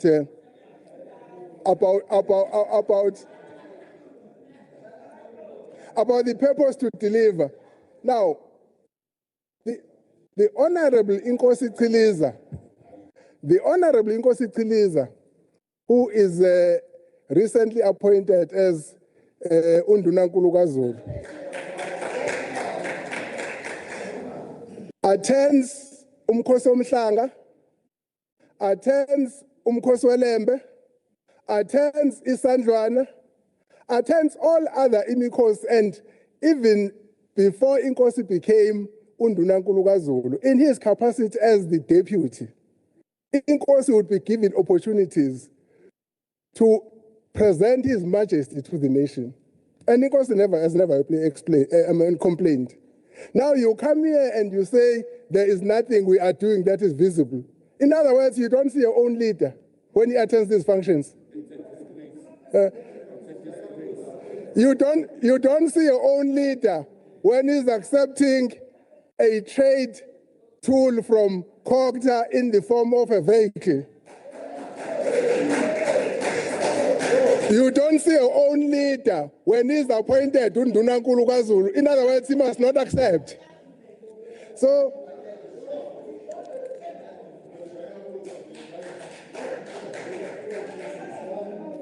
the one thing I can say, Honorable Chairperson, is, honorable members, when MECs are presenting, please listen and then engage.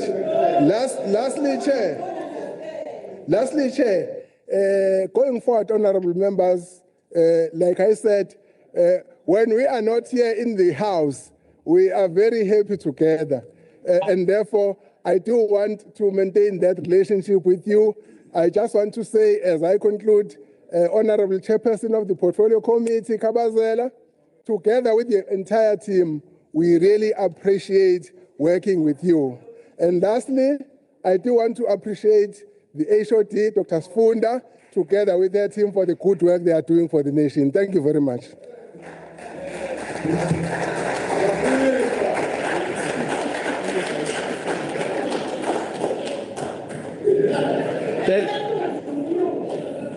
Honorable Samuel, ufuna ukuphuma yini? Ngoba ufuna ukuza. We've come to the end of the debate, honorable members. We come to the end of the debate on vote 10. The session is adjourned. Thank you.